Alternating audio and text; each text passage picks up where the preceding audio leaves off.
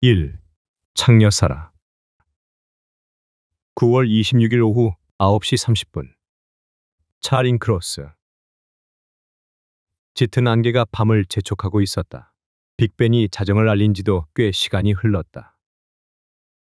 안개는 템즈강에서 계속해서 기다란 띠를 이루며 꾸역꾸역 트라팔가 광장 쪽으로 밀려들고 있었다. 희끄무리한 안개로 뒤덮여 있는 넬슨 기념비가 마치 수위를 뒤집어쓰고 우뚝 서 있는 거대한 시체처럼 보인다.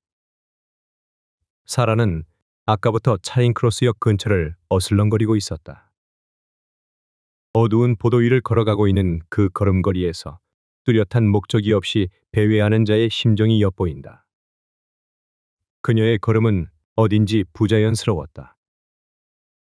그녀의 등 뒤에서는 차링크로스역의 둥근 시계가 안개에 가려진 채 어슴푸레한 불빛을 발하고 있었다. 트라팔가 광장은 인적이 끊긴 지 오래였다. 그녀는 마침내 희미한 불빛이 비치는 가로등에 등을 기대며 걸음을 멈추었다. 그리고 모조 가죽 핸드백을 열고 담배를 꺼내 입에 물었다. 라이터 불빛에 잠깐 비친 그녀의 얼굴은 그다지 젊지 않았다. 40살 정도 되었을까? 감정 없는 얼굴에 짙은 화장을 하고 불룩한 젖가슴에 몸에 찰싹 달라붙는 검은색 가죽 스커트를 입고 있는 모습이 한눈에 보기에도 거리의 여자다웠다. 요즘 매춘부들은 다들 고급 패션 모델처럼 차리고 다닌다. 대부분 아직 20대인 사라의 동료들은 절대 그런 모습으로 거리에 나서지 않는다. 고급스러운 옷을 입고 나른한 걸음으로 거리를 거닐면서 살며시 미소를 던질 뿐 절대로 손님에게 말을 걸지 않고 조용히 그 옆을 스치며 자극적인 향수 냄새를 풍길 뿐이다. 그것만으로 남자가 자기를 따라올 것인지 아닌지 알 수 있고 그렇게 접근해온 남자의 팔짱을 가볍게 끼고 사라지면 그뿐이다. 그러나 사라는 그렇지 않다. 마치 자신의 직업이 매춘부라는 것을 노골적으로 드러내는 것 같다고나 할까. 담배를 피우는 동안에도 끊임없이 주변을 두리번거리며 추파를 던지는 것이 마치 먹이를 찾아 헤매는 굶주린 짐승 같다. 나이가 드는 것은 어쩔 수 없는 걸까. 나날이 그녀가 이 사냥터에서 전리품을 가져갈 확률은 희박해지고 손님들은 그녀의 얼굴을 확인하곤 이내 얼굴을 찡그리며 돌아선다. 어디 그뿐인가. 노골적으로 기분 나쁜 욕설을 던지고 가버리는 녀석들도 있으니 이래저래 사라는 마음이 편치 않은 나날을 보내고 있는 것이다. 게다가 마약 중독자인 그녀는 단 하루도 마약 주사를 맞지 않고는 견뎌낼 수가 없다. 먹고 살기 위해 육체를 움직이려면 마약의 힘을 빌리지 않을 수 없고 그 돈을 벌기 위해서는 어쩔 수 없이 저녁부터 거리를 거닐어야 하는데 재수 없는 날은 50파운드짜리 쇼타임 상대 하나도 건질 수가 없다. 물론 특별히 운수가 좋은 날이라면 200파운드짜리 온라인 손님이 걸려들기도 하지만 말이다. 공짜는 없어! 돈을 가져와! 무엇을 해서든! 사라의 악랄한 기동서방 듀크는 며칠째 그녀에게 약을 주지 않고 있다. 약만 있다면 사라의 입술은 약 기운이 떨어지면서 파리하게 변해갔다. 매일같이 이어지는 음주와 마약.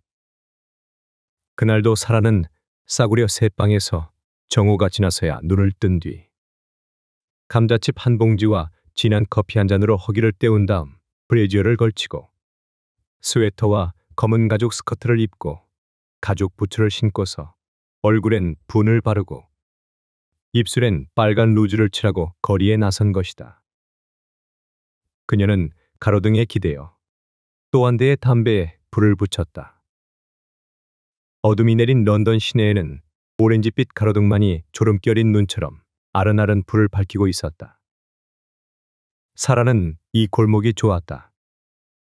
이 거리는 20여 년 전 그녀가 첫 손님을 낚은 자리이기도 했다. 그때 얼마를 받았더라? 사라는 안개와 스모그와 니코틴이 범벅이 된 런던 공기를 들이마시며 잠깐 생각했다. 이 거리의 선지도 벌써 20년째야. 그녀는 한숨을 내쉬었고 자꾸만 기침이 났다. 이대로 자신의 어둑한 아파트로 돌아가 뜨거운 오트밀이라도 한 접시 먹고 푹 잠들 수 있다면 얼마나 좋을까. 그러나 그럴 수 없었다. 아침에 주인 여자가 와서 방세를 독촉했을 때 짜증 섞인 눈길을 던지던 듀크의 무자비한 얼굴이 떠올랐다.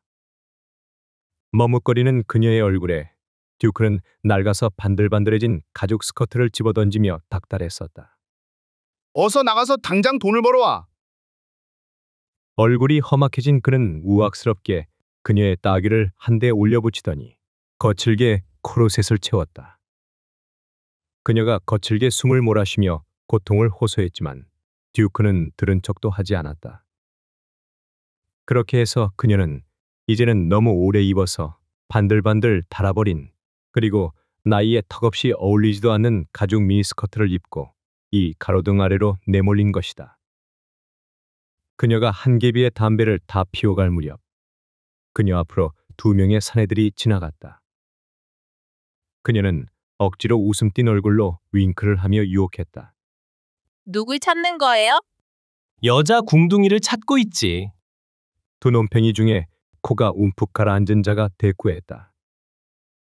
그자의 팔짱을 끼며 사라가 말했다.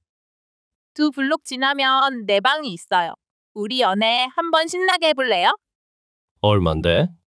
쇼타임엔 50파운드면 돼요. 같이 가요. 내가 근사하게 해드릴게. 어라, 이거 완전히 할망구잖아. 코가 찌부러진 자가 가까이 얼굴을 들여다보고 내뱉었다. 저리 꺼져. 너하고 하느니 내 손가락 신세를 지는 게 낫겠다. 사나이는 재수 없다는 듯 그녀의 팔을 뿌리치고 성큼성큼 가버렸다. 멍청한 자식들. 그녀는 다시 가로등에 기대서서 담배를 하나 빼물었다. 그리고 건너편 모퉁이에서 나오는 남자들을 지켜보면서 그 속에 누군가 고객이 있으리라고 생각했다. 혹이라도 늙은 창녀에게 모성을 느끼는 녀석이 걸려들어 화대라도 듬뿍 받을 수 있었으면. 오, 하느님, 제발 그런 논팽이 한 놈만 보내주옵소서. 이때 그녀의 앞으로 자동차 한 대가 달려와 섰다. 그녀는 다시 교태 섞인 미소를 지으며 일부러 차창으로 고개를 들이밀었다. 운전자의 눈앞에 풍만한 가슴을 흔들어대면서 그녀가 말했다. 놀다 가실래요? 입으로 해달라면 해드릴 수도 있다고요. 그러나 운전자는 이내 차창을 올리고 차를 출발시켰다. 그녀는 몸을 비틀거리며 재빨리 차에서 물러섰다. 그리고 매정하게 지나쳐가는 차를 향해 가운데 손가락을 치켜 세웠다. 그 뒤로도 몇 명의 남자들과 몇 대의 자동차들이 그런 식으로 지나갔다. 그녀는 서서히 피로를 느꼈다. 작은 부츠 안에서 발이 퉁퉁 부어올라 이제는 똑바로 서 있기조차 힘이 들었다. 마약을 하면서부터 곧잘 발이 부어올랐다. 더구나 그녀가 신고 있는 가죽 부츠는 발에 너무 작았다. 그녀는 자신의 치수보다 작은 옷, 작은 부츠 속에서 가쁜 숨을 몰아쉬며 다시 가로등에 몸을 의지해 보았지만 더 이상은 견딜 수 없었다. 그녀는 하는 수 없이 부츠를 벗어버리기로 했다. 그때 빗방울이 떨어지기 시작했다. 비까지 오는군. 오 제기랄. 그녀는 욕설을 뱉으며 벗어든 부츠 한 짝을 들어 비를 가렸다. 비를 그대로 맞고 있으면 감기에 걸려 며칠간 끙끙 앓아야 할지도 모를 일이라. 듀크 그 개자식한테 맞아 죽든 말든 아파트로 돌아갈까? 이때 고급 승용차 한 대가 미끄러지듯이 다가와 그녀의 옆에 멈춰섰다. 아주 근사한 시보레 승용차였다. 사라는 부츠 한 짝을 머리에 든 채 꿈꾸는 듯한 표정으로 그 멋진 시보레를 바라보았다. 그때 시보레의 유리창이 소리 없이 열리며 검은 가죽 장갑을 낀 손이 나왔다. 그 손이 안으로 타라는 신용을 했다. 운전자의 얼굴은 보이지 않았다. 사라는 눈을 빛내며 서둘러 부츠를 발에 끼고 나서 재빨리 일어섰다. 어느새 가죽 장갑을 낀 손이 사라지고 차창도 다시 닫힌 뒤였지만 사라는 용기를 냈다. 이게 웬 횡재지? 이 자를 놓쳐선 안 돼. 그녀는 서둘러 쩔뚝거리는 걸음으로 차도에 내려가 시보레의 문을 열고 조수석에 올라탔다. 그녀를 태운 시보레의 문이 닫혔다. 이윽고 차는 런던 거리를 유령처럼 감도는 짙은 안개를 헤치며 소리 없이 어둠 속으로 사라져갔다. 9월 27일 새벽 5시 20분 맨체스터 뒷골목. 화려한 도시의 이면에는 언제나 어둠의 그늘이 있다. 쓰레기가 뒹굴고 신문지 쪼가리가 바람에 날리고 취객이 토해낸 오물이 길바닥 군데군데 널려있는 뒷골목 풍경. 비가 내린 뒤면 큰 거리는 깨끗해지지만 이런 뒷골목은 더욱 지저분해진다. 여기저기 움푹 패인 흙탕길에는 더러운 빗물이 고여있고 주위엔 담뱃갑이나 빈병, 콘돔 등이 흠뻑 젖은 채 여기저기 흩어져 있다. 런던 경시청 강력계의 로버트 우 형사는 중절모를 깊이 눌러쓰고 양복 주머니에 두 손을 찌른 채 이 더러운 골목길의 담장 밑에 쓰러져 있는 시체를 내려다보고 서 있었다. 시체는 쇠사슬로 목이 졸린 상태였고 알몸이었다. 흐트러진 금발, 허리깨와 넓적다리 사이에 탄력 있는 살집, 헝클어진 머리칼 사이로 보이는 하얀 가슴. 이마에서 흘러내린 끈적끈적한 핏물이 이 더러운 거리를 온통 붉은 얼룩으로 물들이고 있었다. 시체는 철거 명령이 내린 낡은 골목길에서 발견되었다. 재개발 구역인 이 길의 모든 건물 입구는 판자를 대고 못질을 해놓았다.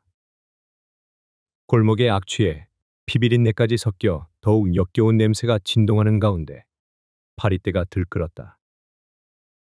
길 입구에 순찰차가 경광등을 번쩍이며 서 있었다. 순경들은 지겨운 표정으로 구경꾼들을 쫓아내고 있었다.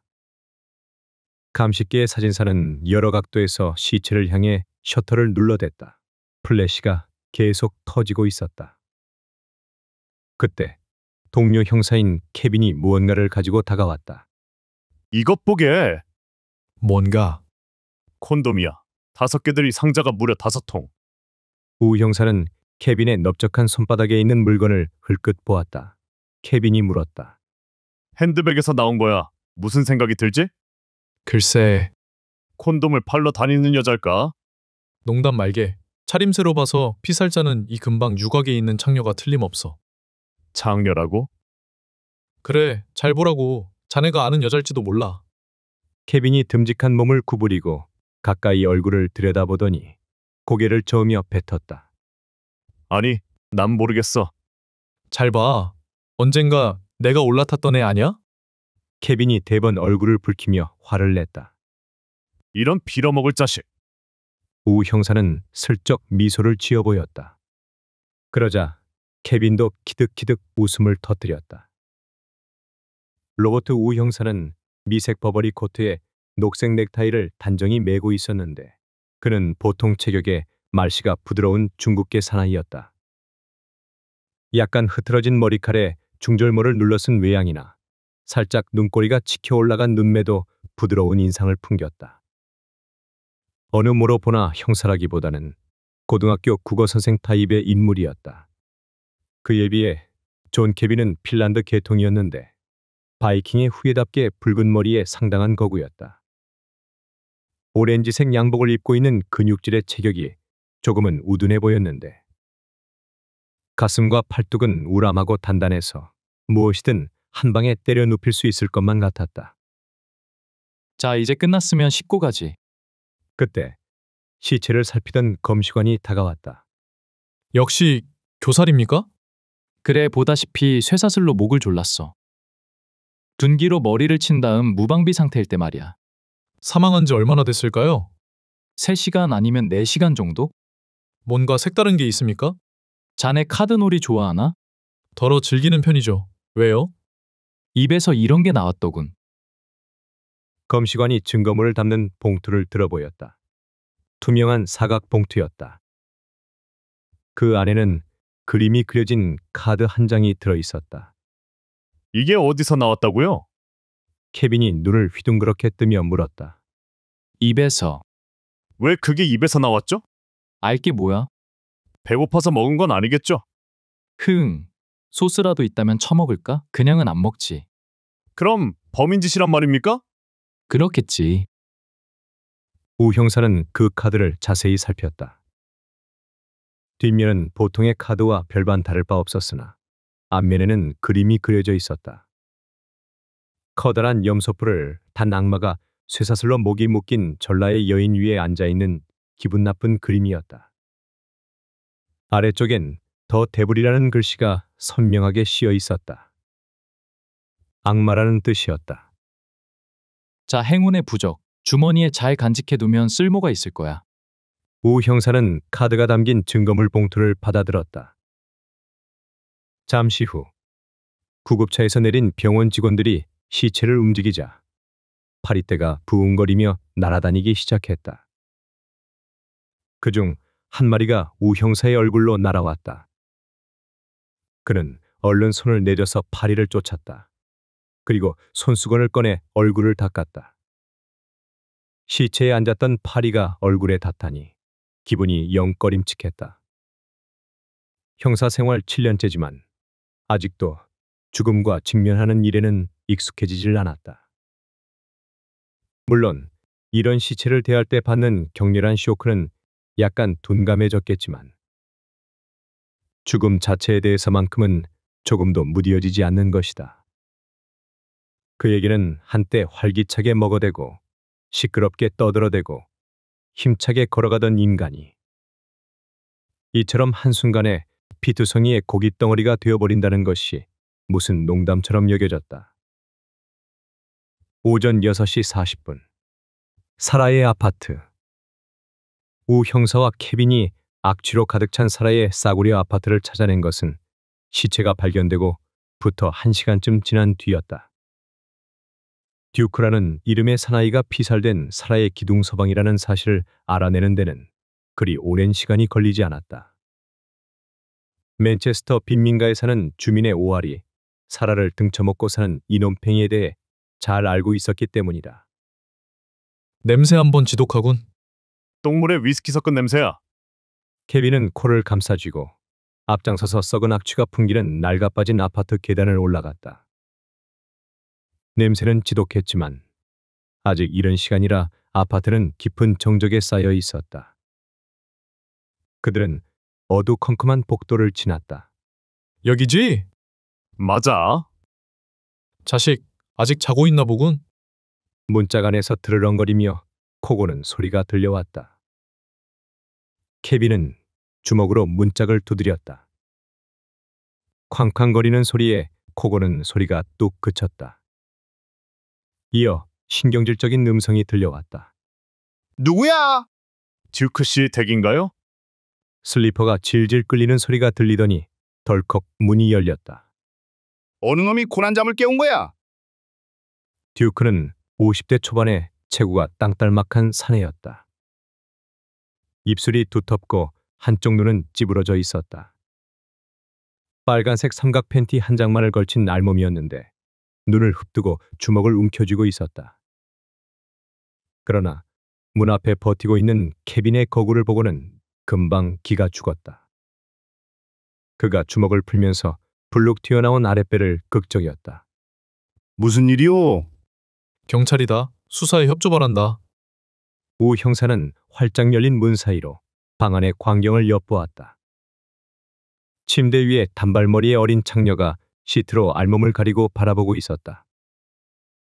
바닥엔 싸구려 위스키병이 굴러다니고 벗어던진 속옷 따위가 널브러져 있었다. 경찰이 꼭두 새벽부터 무슨 볼일이오? 듀크가 역겨운 위스키 냄새를 풍기며 물었다. 케빈이 굵직한 음성으로 물었다. 사라 배를 알지? 사라 누구? 사라벨 말이야. 이봐, 듀크. 왜 딴 점 피우나? 다 알고 왔으니 잡아댈 생각은 말라고. 케빈은 현장에서 찍은 폴라로이드 사진을 꺼내 듀크의 코끝에 바짝 들이댔다.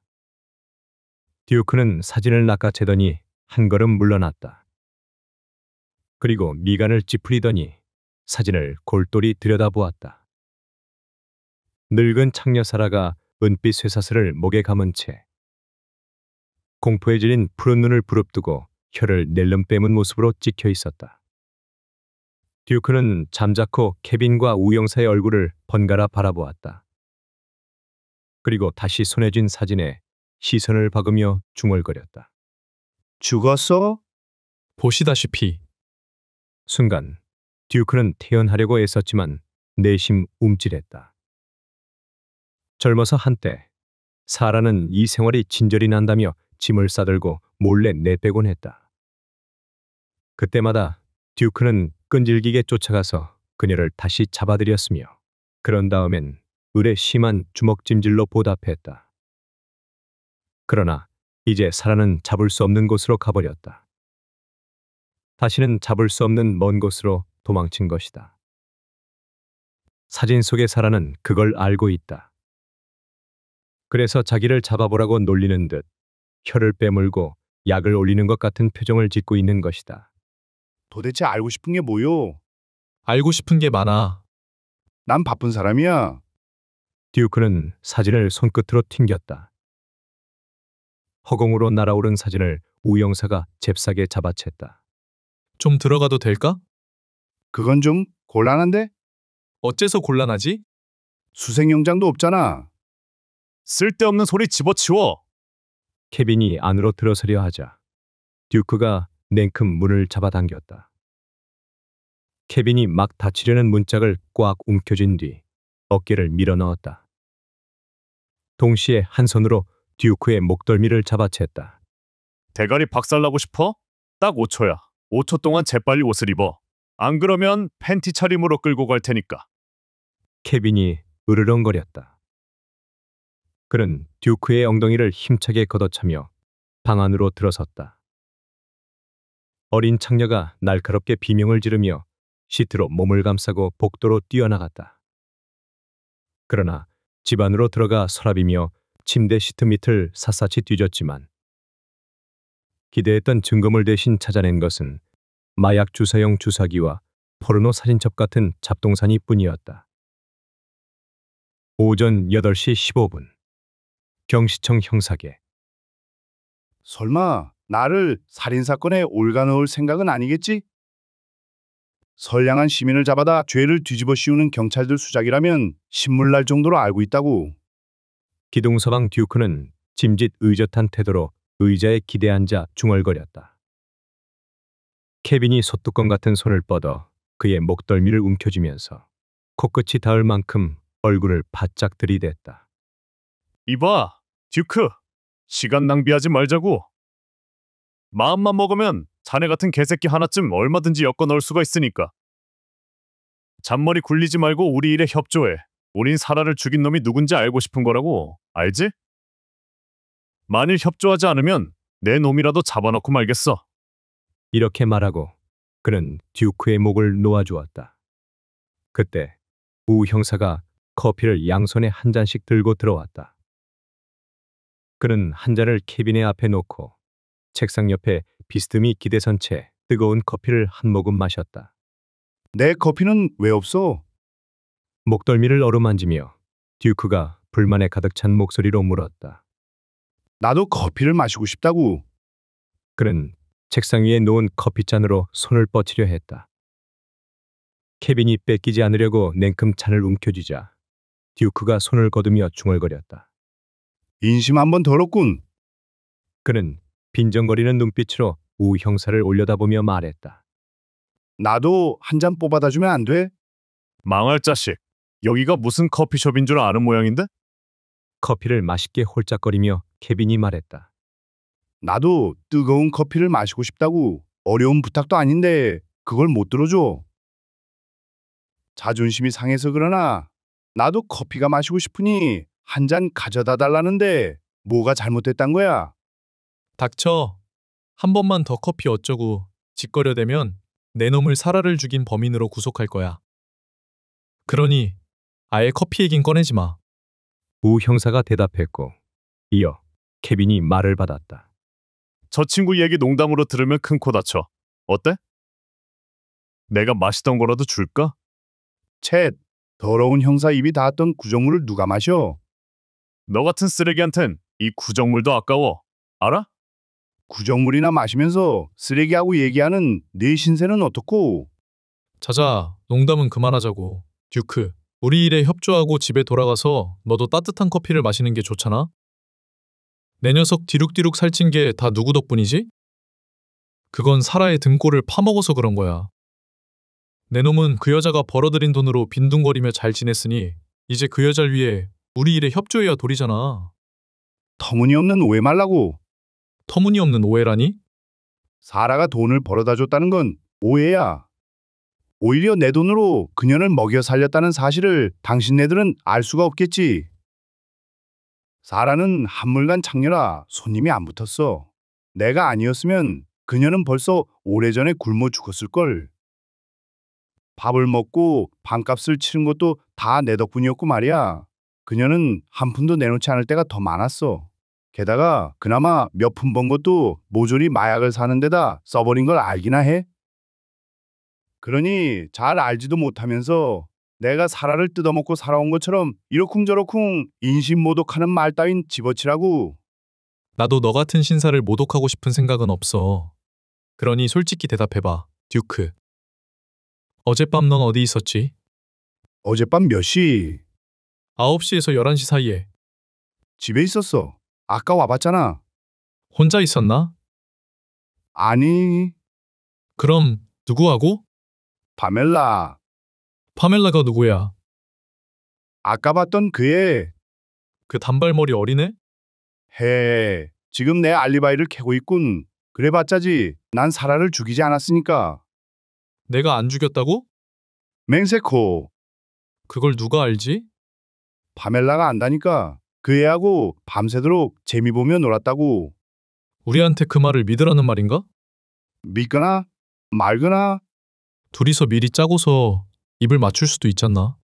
내가 아니라는데 왜 이러는 거야? 연병할? 좋아. 사라를 마지막 본 게 언제지? 어젯밤에 나갈 때 본 게 마지막이었어. 밤 몇 시쯤에 아파트를 나갔는데? 7시쯤에. 원한을 살 만한 손님은 없었나? 왜 없었겠어? 있었다고? 장녀 생활을 몰라서 묻는 건가? 10명의 손님을 받으면 적어도 5놈하고는 싸우게 마련인걸. 뭐 때문에 싸우지? 그야 여러 가지 이유에서지. 여러 가지 이유를 말해봐. 케빈이 묻자 듀크가 대답했다. 화대를 깎으려는 놈도 있고 콘돔을 안 쓰겠다는 놈도 있지. 또 뒤로 하고 싶다는 놈도 있고 자기 물건을 빨아달라고 하는 놈도 있으니까. 창녀를 찾는 놈들은 하나같이 모두 얼빠진 개자식들이라고. 수백, 수천 가지 이유로 싸울 수 있거든. 창녀짓이 어디 쉬운 줄 아나? 이건 슈퍼마켓에서 물건을 사고 팔고 하는 것하고는 질적으로 다르다고. 몸만 파는 걸로 다 되는 게 아니야. 피 튀기는 전투라고나 할까? 케빈이 말했다. 그게 사라를 죽일 만한 동기가 될까? 그런 이유를 묻는 게 아니야. 이봐, 듀크. 자네, 누가 그녀를 죽였는지 짐작이 전혀 안 가나? 글쎄, 잘 좀 생각해봐. 듀크는 골똘히 생각하는 표정을 지었다. 내 생각에 집히는 녀석이 딱 하나 있기는 하지. 그가 입을 열었다. 그게 누군데? 케빈이 호기심을 가지고 바짝 당겨 앉았다. 듀크는 손가락을 세우더니 케빈을 가리켰다. 당신이 그 애를 죽인 게 아닌가? 내가? 내가 그랬다고? 그래, 아무래도 당신이 수상하거든. 듀크가 능글맞게 대답했다. 곁에서 지켜보던 우 형사가 웃음을 터뜨렸다. 케빈의 주먹이 듀크의 턱을 후려친 것은 그때였다. 망할 자식. 사라를 죽인 건 바로 네 놈이지? 그가 불그레해진 얼굴로 으르릉거렸다. 오전 9시 30분. 경시청 형사계. 그러니까 그 뚜쟁이 녀석에겐 별다른 혐의점이 없단 말이로군. 린치 경감은 파이프에 담뱃가루를 재어 넣었다. 경감의 손가락은 길고 가늘었다. 엄지손가락으로 담배를 꾹꾹 눌러 담고 나서 그는 불을 붙이더니 연기를 내뿜으며 얼굴을 들었다. 범행에 사용한 쇠사슬에서 지문은 안 나왔나? 아니요. 그 자식 집안에서도 장갑은 발견되지 않았고? 그렇습니다. 우 형사가 대꾸했다. 린치 경감은 책상 위에 놓여있던 카드를 집어들었다. 그것은 시체의 입에서 발견된 기분 나쁜 그림 카드였다. 그는 주위에 흩어져 있던 담뱃가루를 카드로 쓸어 모아 재떨이에 대고 톡톡 털었다. 그리고 입을 열렸다. 그런데 이건 또 뭐지? 타로 카드라고 합니다. 타로 카드? 예, 집시들이 점을 칠 때 사용하는 카드죠. 집시들이 점을 칠 때 사용하는 카드라고? 그렇습니다. 린치 경감의 손에서 카드를 빼내며 우 형사가 말했다. 다윗의 별을 달고 있는 악마예요. 커다란 염소뿔을 단 흉측스런 악마 그림. 쇠사슬을 목에 감은 전라의 여인 위에 앉아있는 악마의 상체는 벌거벗은 사람의 모습이었고 등에는 박쥐의 날개를 달고 하체와 두 다리는 털이 부숭부숭한 독수리의 형상을 하고 있었다. 그리고 이마에 다윗의 별이 그려져 있었던 것이다. 그런데 그 여자 입에서 왜 그게 나왔을까? 누가 알겠습니까, 그걸? 케빈이 우 형사의 손에서 카드를 집어들며 말했다. 기분 나쁜 카드 아닙니까? 꿈에 나올까 무섭네요. 린치 경감은 파이프 연기를 내뿜었다. 그리고 회전의자를 빙그르르 돌리며 물었다. 그 여자가 직접 카드를 삼킨 건 아니겠지? 물론이죠. 그 여자는 평소에 카드를 입에 물고 다녔을까? 아닐 겁니다. 경감님 같으면 그런 창녀와 노시겠습니까? 게다가 입에 카드를 물고 다니면서 호객 행위를 하는 창녀가 있다는 얘긴 들어보지 못했거든요. 로버트에게 윙크를 던지며 케빈이 제법 재치 있게 응답했다. 그런 케빈을 흘끗 노려보고 나서 경감은 카드를 뺏어들었다. 그럼 죽은 뒤에 누군가가 넣었다고 봐야겠군. 그렇다고 봐야겠죠. 그럼 그 여자 입에 카드를 쑤셔 넣은 놈이 있다는 얘기겠지? 맞습니다. 내 생각엔 그놈이 그 여자를 죽인 것 같아. 그 여자 입에 카드를 쑤셔 넣은 바로 그놈 말이야. 그놈을 잡아오라고. 카드를 내려놓으며 린치 경감이 말했다. 무슨 말인지 알겠어? 그게 바로 자네들 일이야. 그 여자 입에 카드를 쑤셔 넣은 놈을 당장 잡아오란 말이야. 어디 가서 그놈을 당장 잡아오란 말입니까? 그걸 내가 어떻게 알아? 아무튼 그놈을 잡아오라고. 그래서 왜 카드를 입에 넣었는지 물어보라고. 왜? 맛도 없는 카드를 입에 쳐넣었는지 물어보란 말이야. 형사들 중에는 그를 대머리 영감이라고 부르는 자들도 있었는데 아무튼 그는 자신의 대머리에 자부심을 가지고 있었다.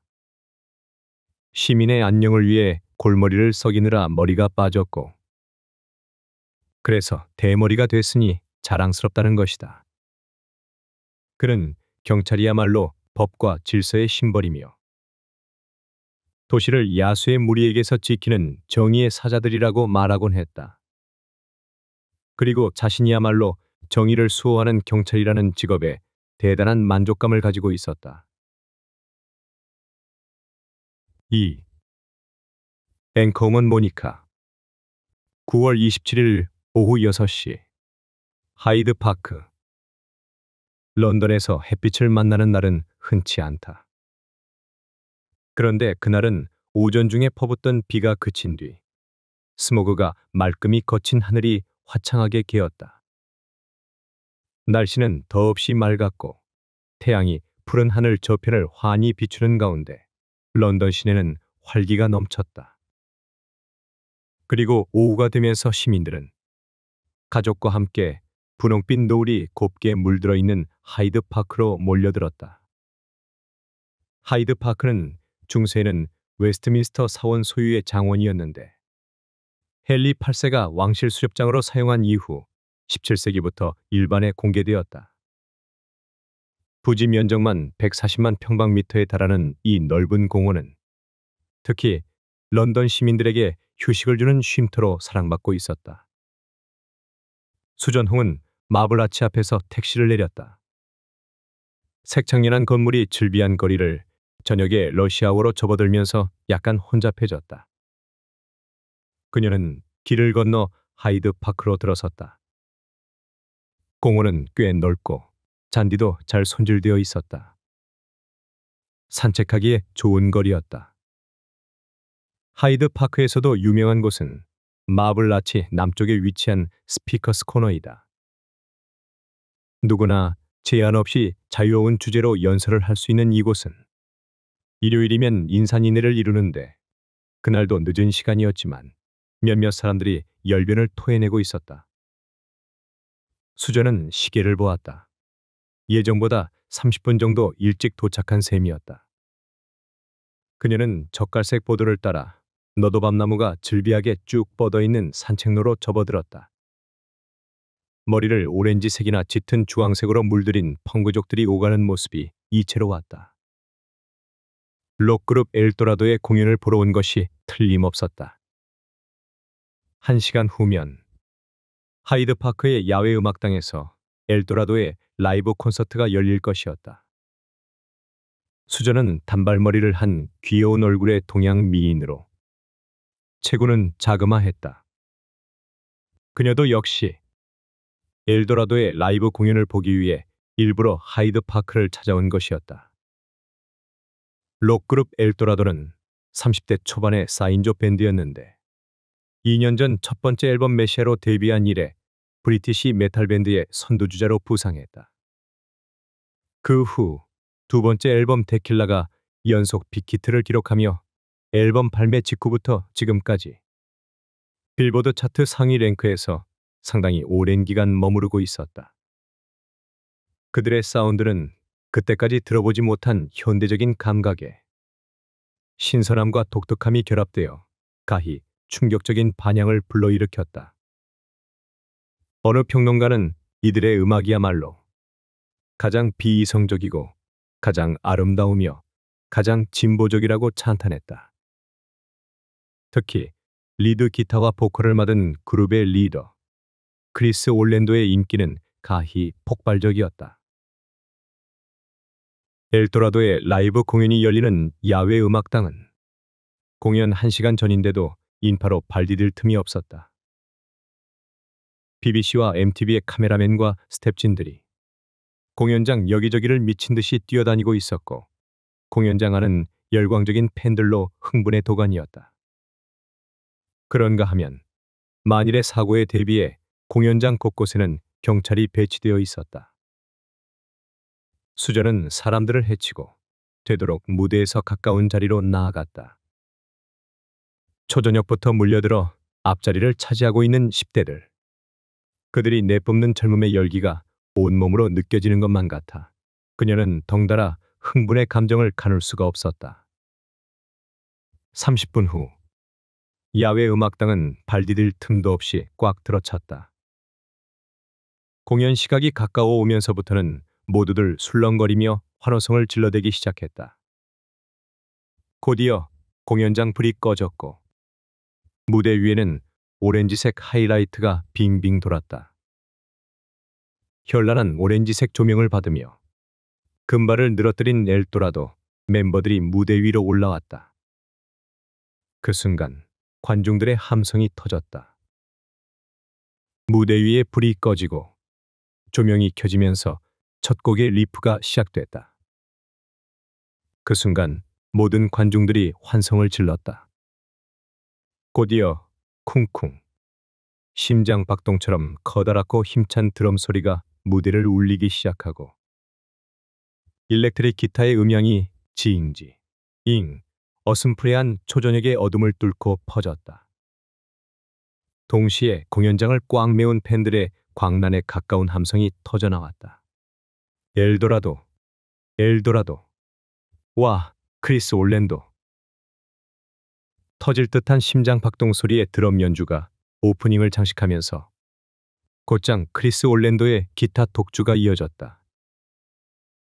그는 양쪽 무릎을 꿇은 채 속주 기타의 엑스터시 속으로 빨려 들어갔다. 그리고 마침내 리더 크리스 올랜도의 노래가 시작됐다. 그는 천천히 숨을 고르며 절규하는 듯한 음성으로 노래를 부르기 시작했다. 나는 무법자. 나는 무법자로 태어났네. 나는 길이를 질주하지. 한 손에 성경을 들고 한 손엔 총을 든 채로 아무도 내가 누군지 몰라. 여자들은 나를 사랑하지 않네. 나를 이해하지 않네. 길 위의 인생은 이런 거야. 누가 무법자의 인생을 알기나 해. 나는 밤새 달린다네. 내 인생은 위험에 처해 있고 나는 모든 영혼과 심장을 훔친다네. 사람들은 나를 아벨이라고 부르지. 사람들은 나를 카인이라고 부르지. 사람들은 나를 셈의 자식이라고 부르지. 그러나 결코 아무도 나를 알지 못한다네. 인생은 아무것도 잃을 게 없어. 아무것도 얻을 것이 없지. 나는 무법자. 나는 무법자라네. 광란하는 10대 팬들. 지잉지잉 울리는 일렉트릭 기타. 머리를 박박 밀어버린 근육질 드러머의 신기에 가까운 난타. 머리 위로 치켜든 손목들이 물결처럼 출렁이는 가운데 교성에 가까운 흐느낌이 들리고 더러는 실성한 것처럼 비명을 지르던 끝에 기절해버리는 여자애들도 보인다. 기절에 쓰러진 소녀를 주위에 있던 사람들이 들어올려 뒤로 전달하는 모습은 차라리 광란에 빠진 사교 집단의 종교의식을 보는 것만 같았다. 그러면서 이 거대한 인간 파도는 그대로 환호성과 박수갈채와 헤드뱅잉과 구호소리의 소용돌이에 뒤섞이며 절정의 순간을 향해 치달았다. 오후 7시 30분 BBC 뉴스룸. 이젠 빅벤도 늙었어. 디지털로 바꿔야 한다고. 저녁 뉴스 준비를 하느라 부산스러운 BBC 뉴스룸에서 프로듀서 레인 번즈는 붉은 연필로 기사를 체크하며 투덜거렸다. 그것은 영국 각지에 나가 있는 수백 명의 기자들, 그리고 세계 각지의 특파원들이 송고해온 수백 가지의 기사들이었다.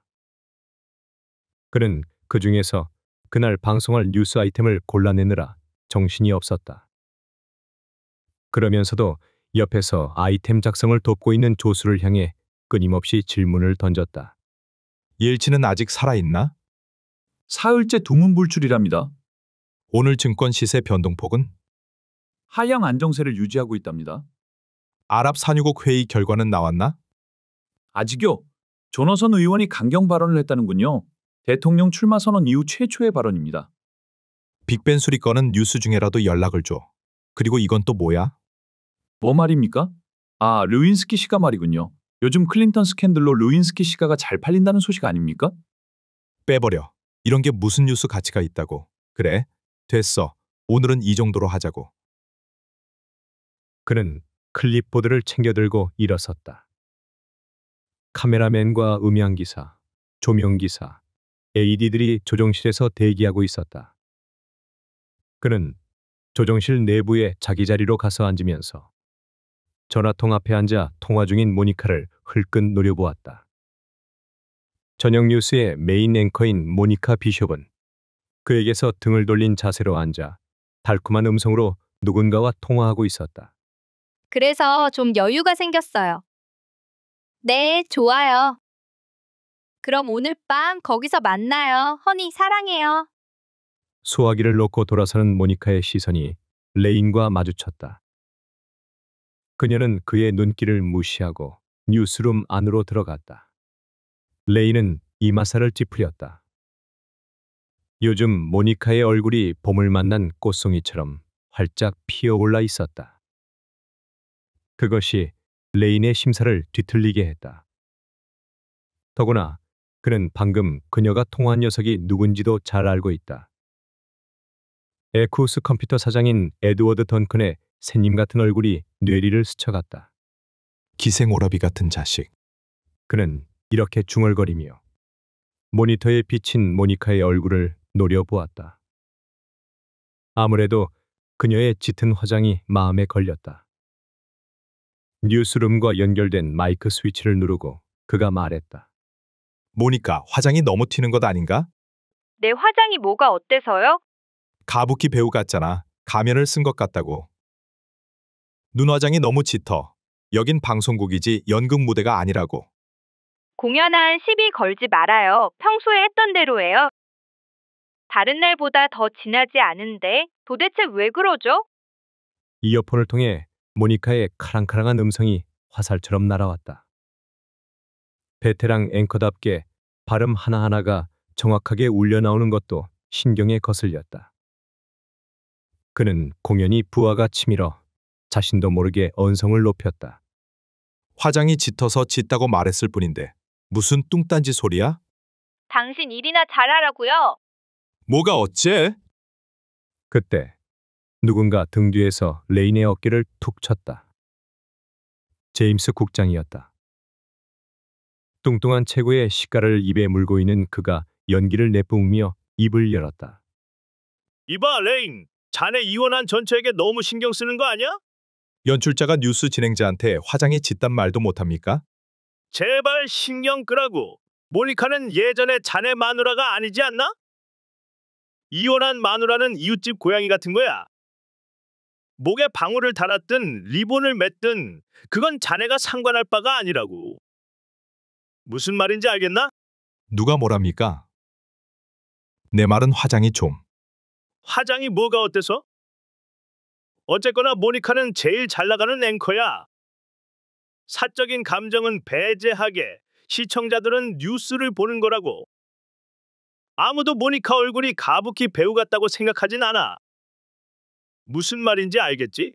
알겠습니다. 레이는 어깨를 으쓱했다. 제임스 국장은 시가 연기를 그의 얼굴 위로 날리고 커피잔에 재를 툭툭 떨었다. 그가 가버린 후 레이는 기침을 쿨럭이며 망할 자식하고 욕설을 중얼거렸다. 그리고 그는 날씨 담당인 조노선을 불렀다. 조노선이 달려와 원고를 내밀었다. 레이는 그 원고를 보다가 흠칫 고개를 들었다. 이건 또 뭐야? 오늘 밤 비가 온다고? 방금 기상청에서 보내온 팩스예요. 어떻게 된 거야? 그린란드 쪽에서 거대한 저기 합대가 몰려오고 있다는데요. 집중호우가 내릴 거라는군요. 레이는 왠지 이 소식이 반가웠다. 흘끗 보니 BBC 건물 유리창으로 별들이 빠른 속도로 사라지는 모습이 보였다. 그린란드에서부터 먼 거리를 이동해온 두툼한 먹구름이 밝은 별빛을 일시에 삼켜버린 것이다. 그는 얼른 마이크에 대고 모니카에게 비꼬는 투로 말했다. 템즈 강변에서 새벽 커피라도 즐길 계획이었나 본데 안 됐군. 오늘 밤에 비가 온다는구만. 그러자 원고를 읽고 있던 모니카가 냉큼 고개를 들고 외부와 연결된 마이크 버튼을 누르더니 날카롭게 되받았다. 새벽 커피를 즐길 계획이란 거 맞았어요. 하지만 템즈 강변이 아니고 사보이 호텔이에요. 비가 올 거라는데 강가는 너무 춥지 않겠어요? 모니카 비숍의 차가운 답변에 레인의 눈썹이 꿈틀했다. 방송 시간입니다. 조수가 말했다. 알았어. 준비해. 레인이 지시했다. 10초 전. 조수가 카운트다운을 시작했다. 잠시 후 9시를 알리는 빅벤의 15소리가 들렸다.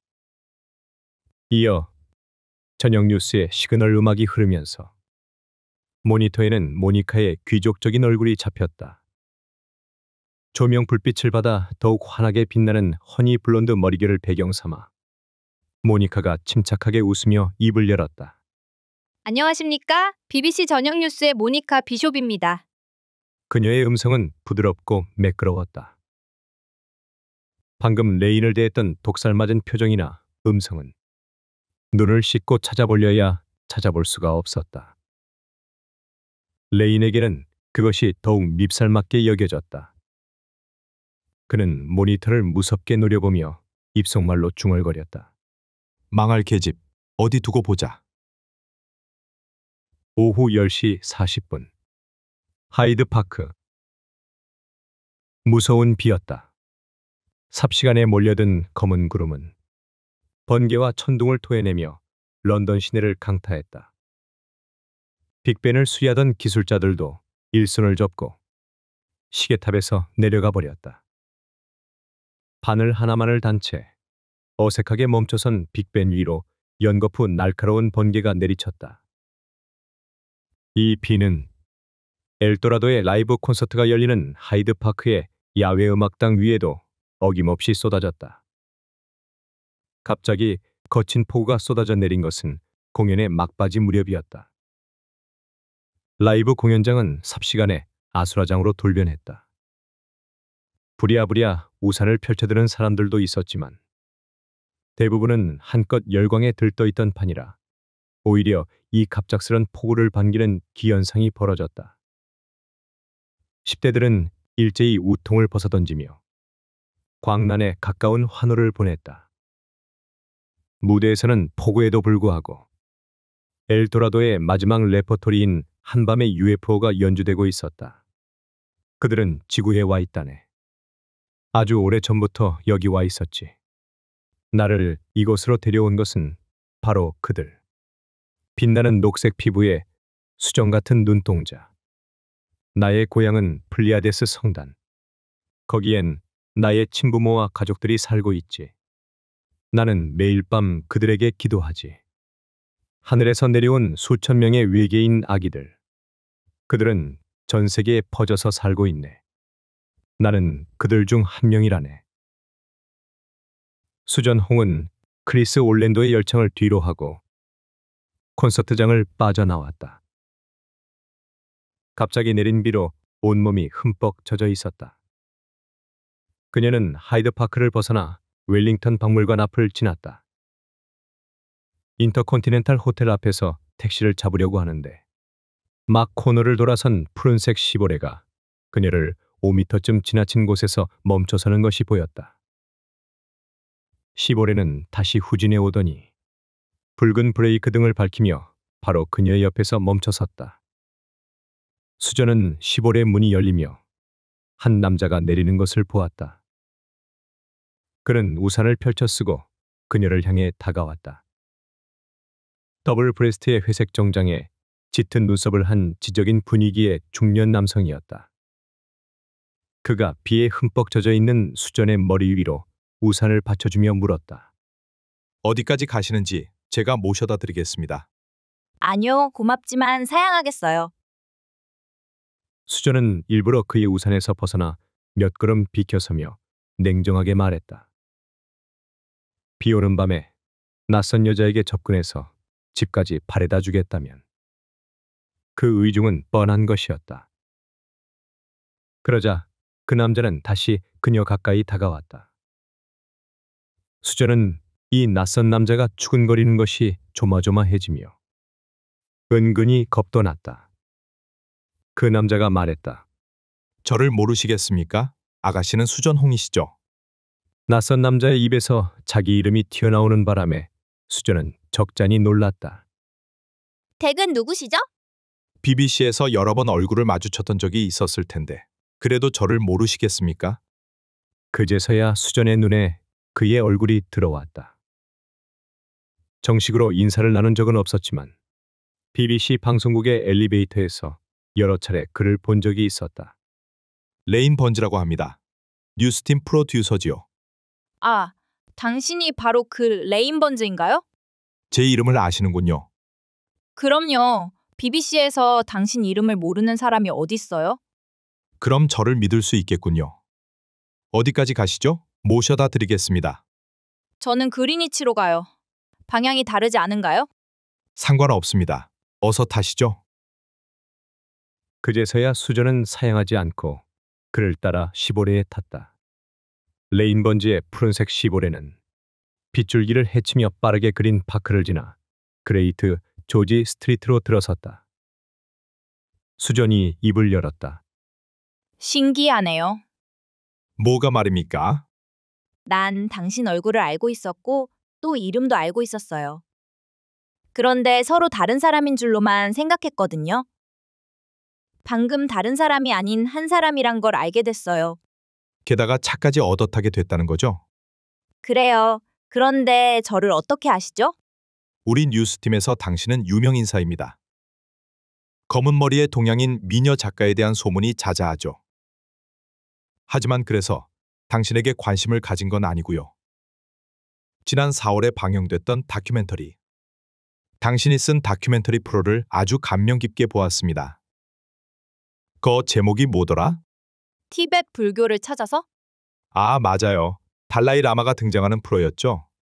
그 프로를 보셨군요? 그럼요. 최근에 방영된 BBC 다큐멘터리 중에 최고였어요. 과찬의 말씀이군요. 아닙니다. 진심으로 하는 말이에요. 수전홍은 웃으며 레인번즈를 바라보았다. 옆에서 본 레인번즈는 이목구비가 단정한 미남자였다.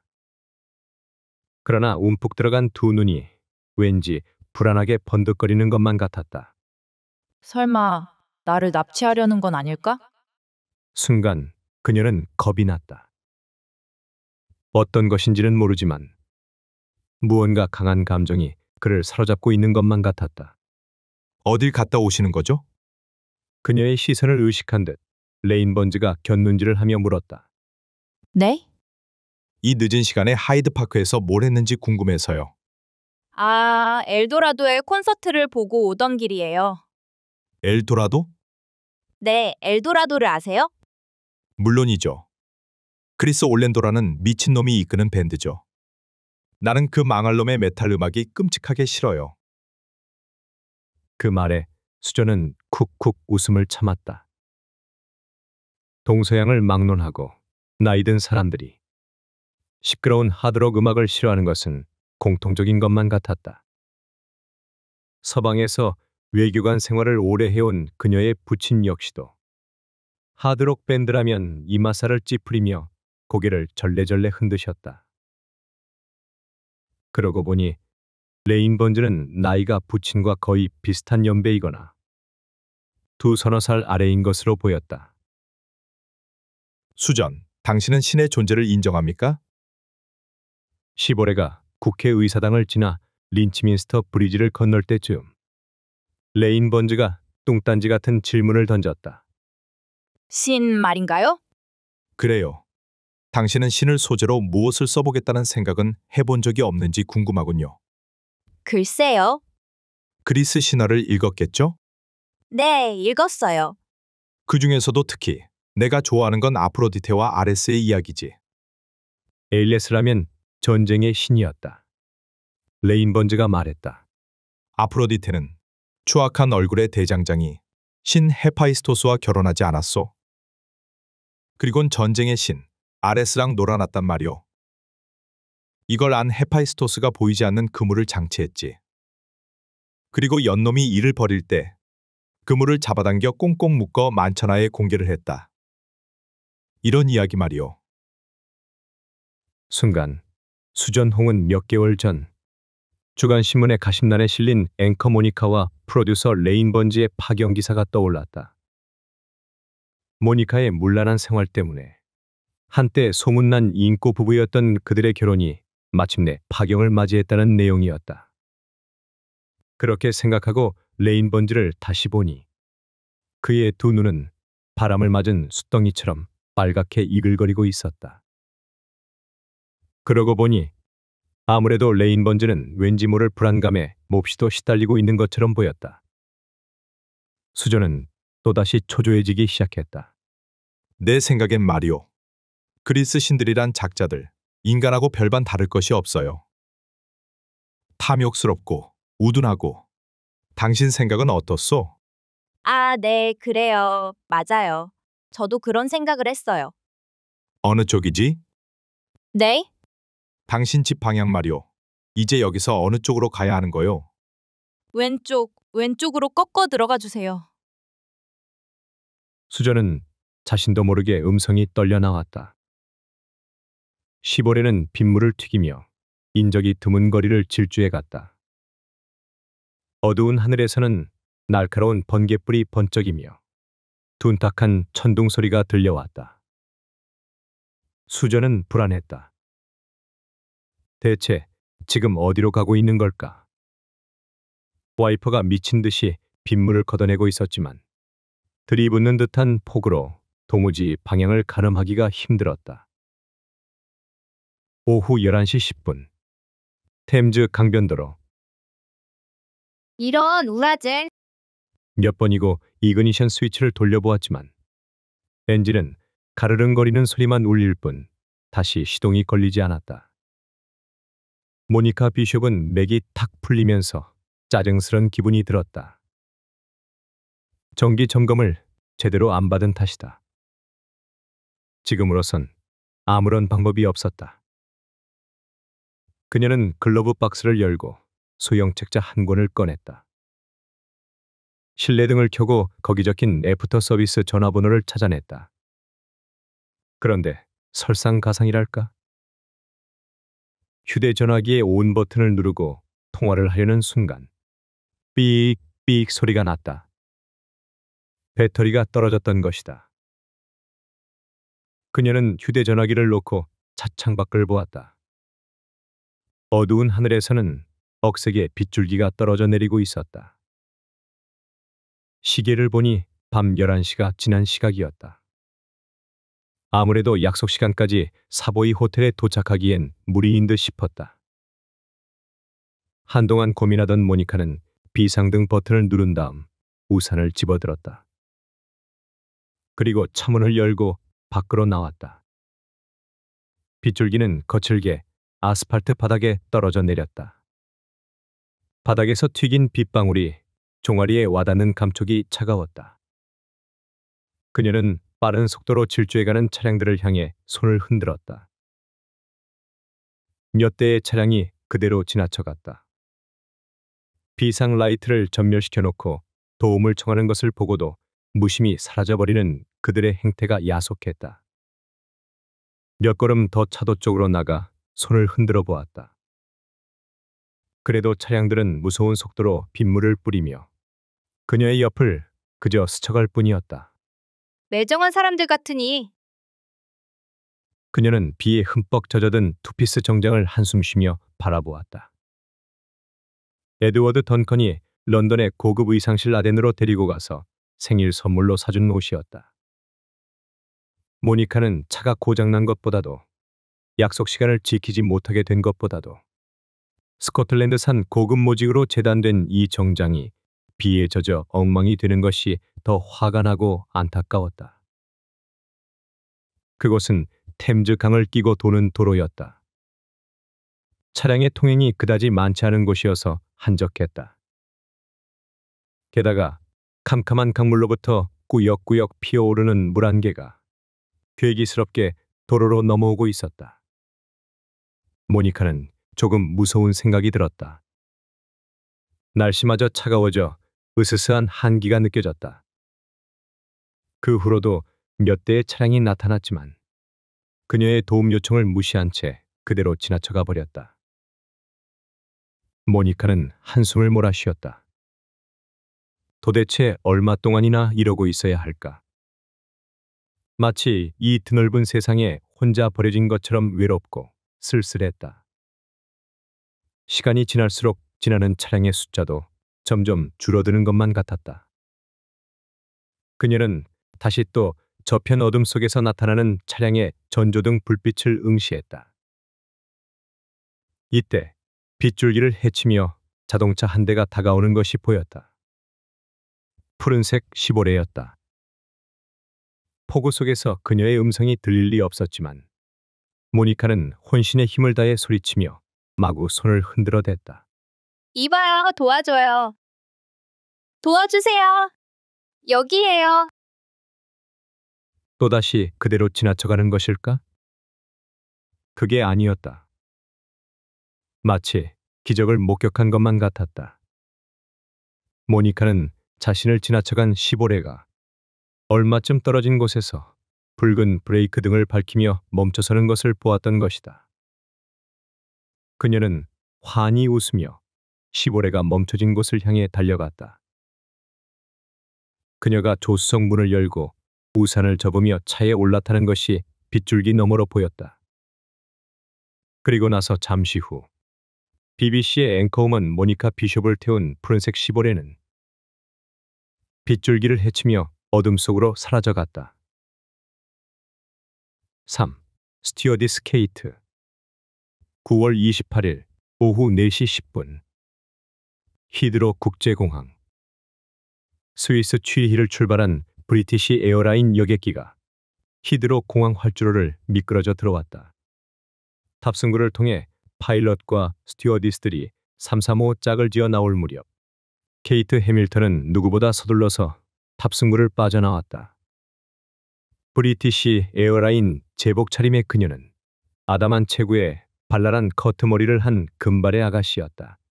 그녀는 숄더백을 한쪽 어깨에 메고 갈색 승무원 가방을 카트에 올려놓고 밀고 나오면서 그대로 세관과 이민국을 통과했다.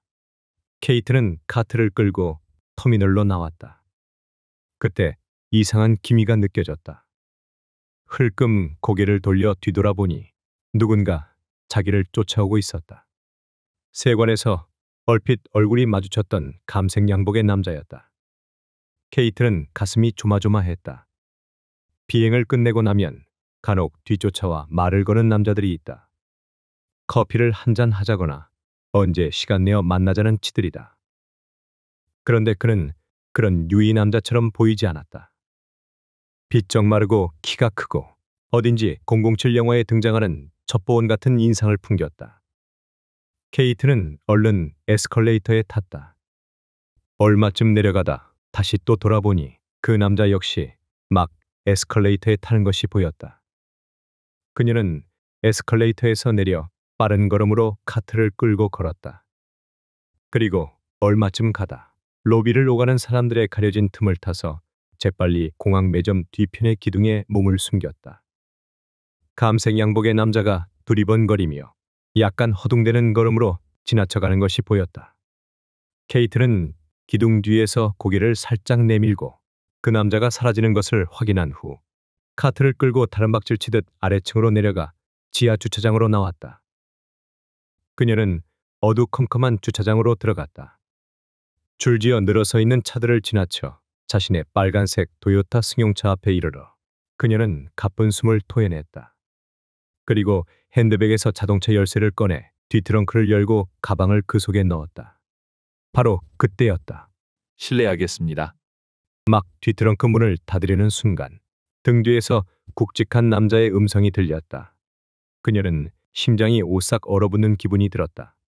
고개를 돌려보니 감색 정장의 남자였다. 그가 양복 안주머니에서 신분증을 꺼내 펼쳐 보이며 말했다.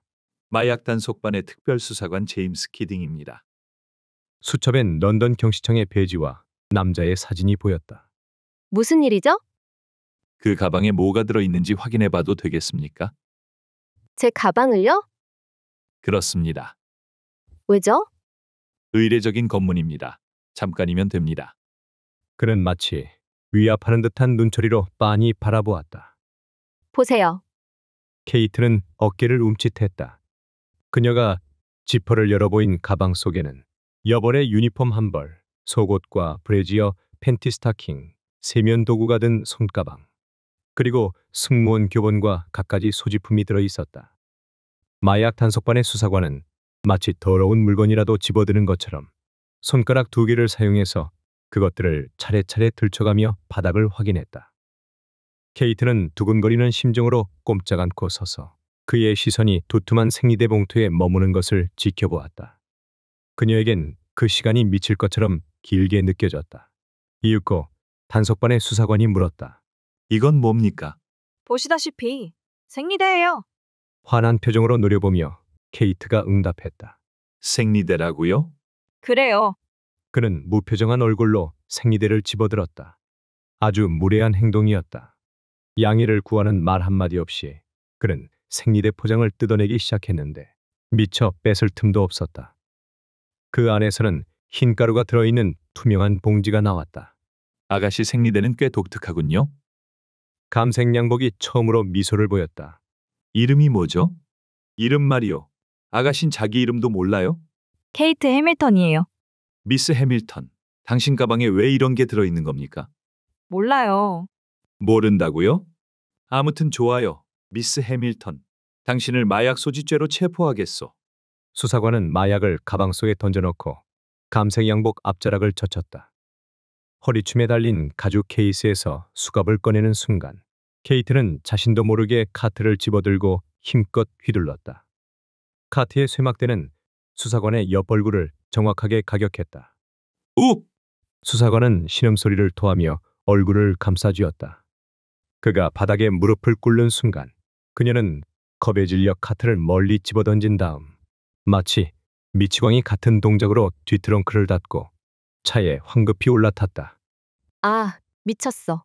그녀는 시동을 걸며 이렇게 중얼거렸다. 그리고 차량을 후진시켜 주차구역을 빠져나온 뒤 바닥에 쓰러진 채 고통으로 몸부림치는 수사관을 뒤로 하고 급히 엑셀러레이터를 밟아 지하 주차장을 빠져나갔다. 오후 4시 40분. 첼시가가. 케이트는 첼시가가를 지나다가 공중전화 부스를 발견하고 차를 세웠다. 차에서 내린 그녀는 전화 부스 안으로 들어가 수화기를 들었다. 로이 윌리엄스 씨 계신가요? 전화를 받은 여자에게 케이트는 다급히 말했다. 누구시죠? 케이트 해밀턴. 급한 일이에요. 잠깐 기다리세요. 수화기를 든 손에 땀이 배었다. 그녀는 속으로 외쳤다. 로이, 빨리 전화를 좀 받아줘. 나를 도와달란 말이야. 여보세요? 네. 로이 씨는 지금 자리에 안 계신데요. 좀 전에 전화를 받은 여자의 음성이 다시 들렸다. 어디 멀리 갔나요? 그런 것 같진 않아요. 방금 전까지 계셨는데 잠깐 자리 비우신 모양입니다. 메모를 남기시겠어요? 아니, 그와 직접 얘기해야 해요. 중요한 일이거든요. 그럼 5분쯤 후에 다시 해보시죠. 알았어요. 케이트에게 전화 왔었다고 전해주시겠어요? 5분 있다 다시 하겠어요. 케이트는 수화기를 내려놓고 손등으로 이마에 땀을 닦았다. 제발, 로이. 그녀는 속으로 외쳤다. 나는 지금 공경에 처해 있어. 나를 구해줄 사람은 당신 한 사람뿐이야. 제발, 어서 나를 구해줘. 그녀는 눈을 감고 두 손을 꼭 감싸진 채 기도했다. 그때 톡톡 노크 소리가 들렸다. 그녀는 깜짝 놀라 돌아보았다. 바싹 마른 노파한 사람이 돋보기 안경 너머로 그녀를 무섭게 쏘아보고 있었다. 전화 부스는 기도하라고 거리에 세워놓은 게 아니에요. 노파의 따끔한 말이 들렸다. 케이트는 전화 부스에서 나왔다. 그리고 자신을 노려보는 노파를 지나쳐 차도에 세워놓은 도요타로 가서 운전석에 앉았다.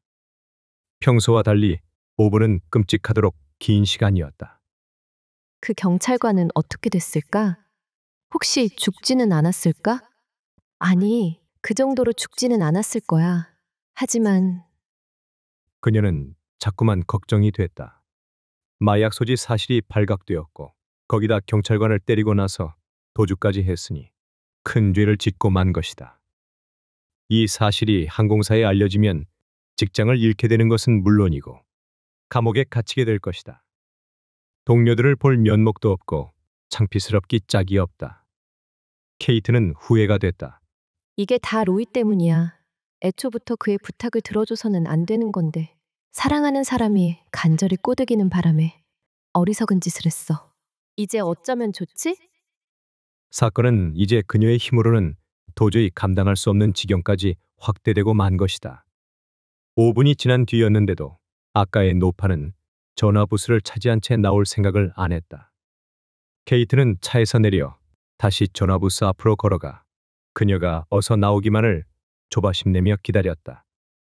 그런데도 노파는 수첩을 꺼내들고 그녀가 와 있는 것은 아랑곳 없이 자꾸만 어디론가 전화를 걸어댔다.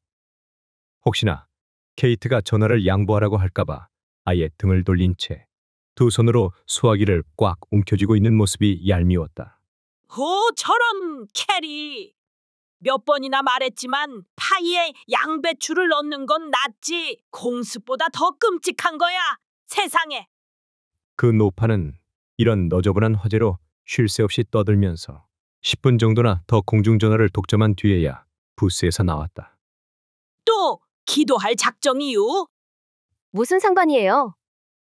케이트는 냉큼 대꾸하고 당장 부스로 들어가 전화를 걸었다. 누구시죠? 그녀는 반가움에 왈칵 눈물이 흐를 것만 같았다. 로이였다. 그녀에겐 이 순간 구세주와도 같은 존재였다. 오, 로이, 나예요. 케이트? 그래요. 목소리가 왜 그렇지? 무슨 일 있어? 들통났어요, 모두. 물건을 가지고 나오다 발각됐단 말이에요. 이제 어떡하면 좋죠? 그리고 나 경찰을 때렸어요. 그 사람 어떻게 됐는지 몰라요. 죽었는지도 모른다고요. 케이트, 제발 침착해. 무슨 말이야? 어떻게 된 건지 차근차근 말해보라고. 공항에서 나오다 마약 단속반 경찰에게 검문을 당했단 말이에요. 내가 그 사람을 때렸어요. 짐가방을 싣는 카트로요. 그래서 그 사람은 쓰러졌어요. 무슨 말인지 알겠어요?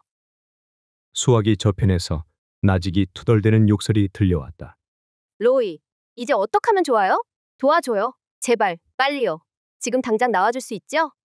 거기 어디야? 첼시가 가요. 하이드파크 근처에서 공중전화를 거는 거라고요. 그녀는 거의 울먹이는 음성으로 응답했다. 지금 나올 거죠?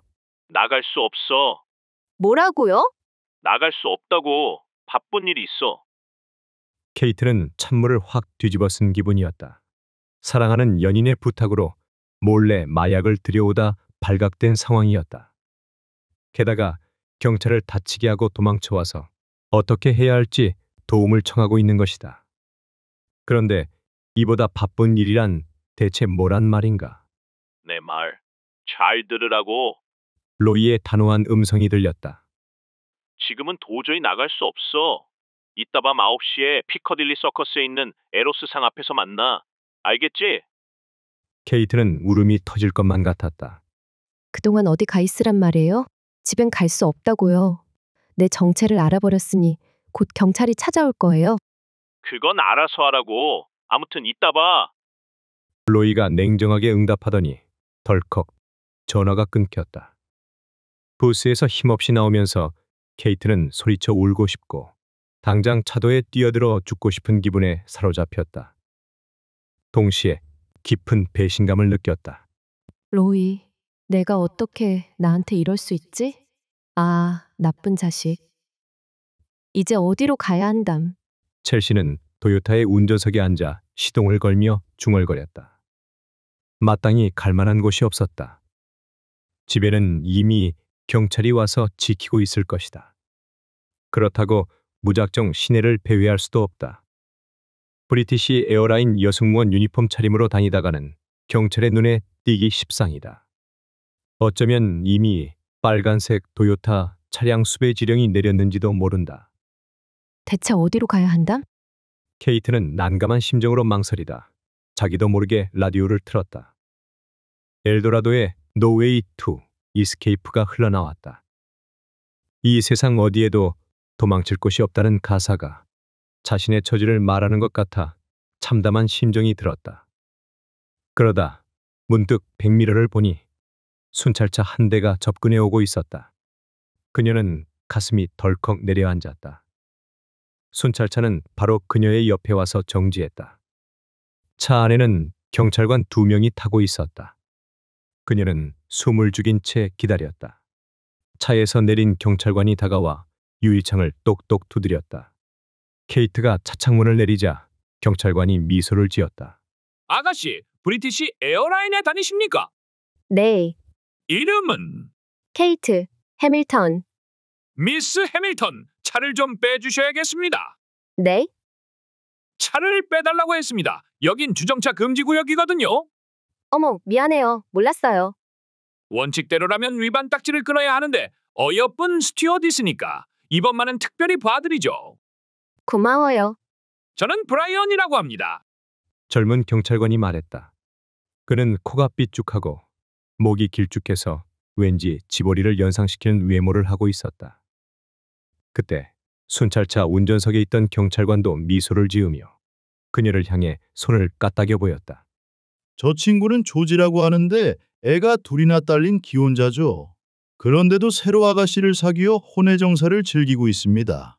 그러니 그쪽은 쳐다볼 필요 없고요. 제 얼굴만 보세요. 아, 네. 제가 베푼 친절에 감사한 생각이 드십니까? 네, 물론 고마워요. 혹시 커피를 사고 싶지는 않은가요?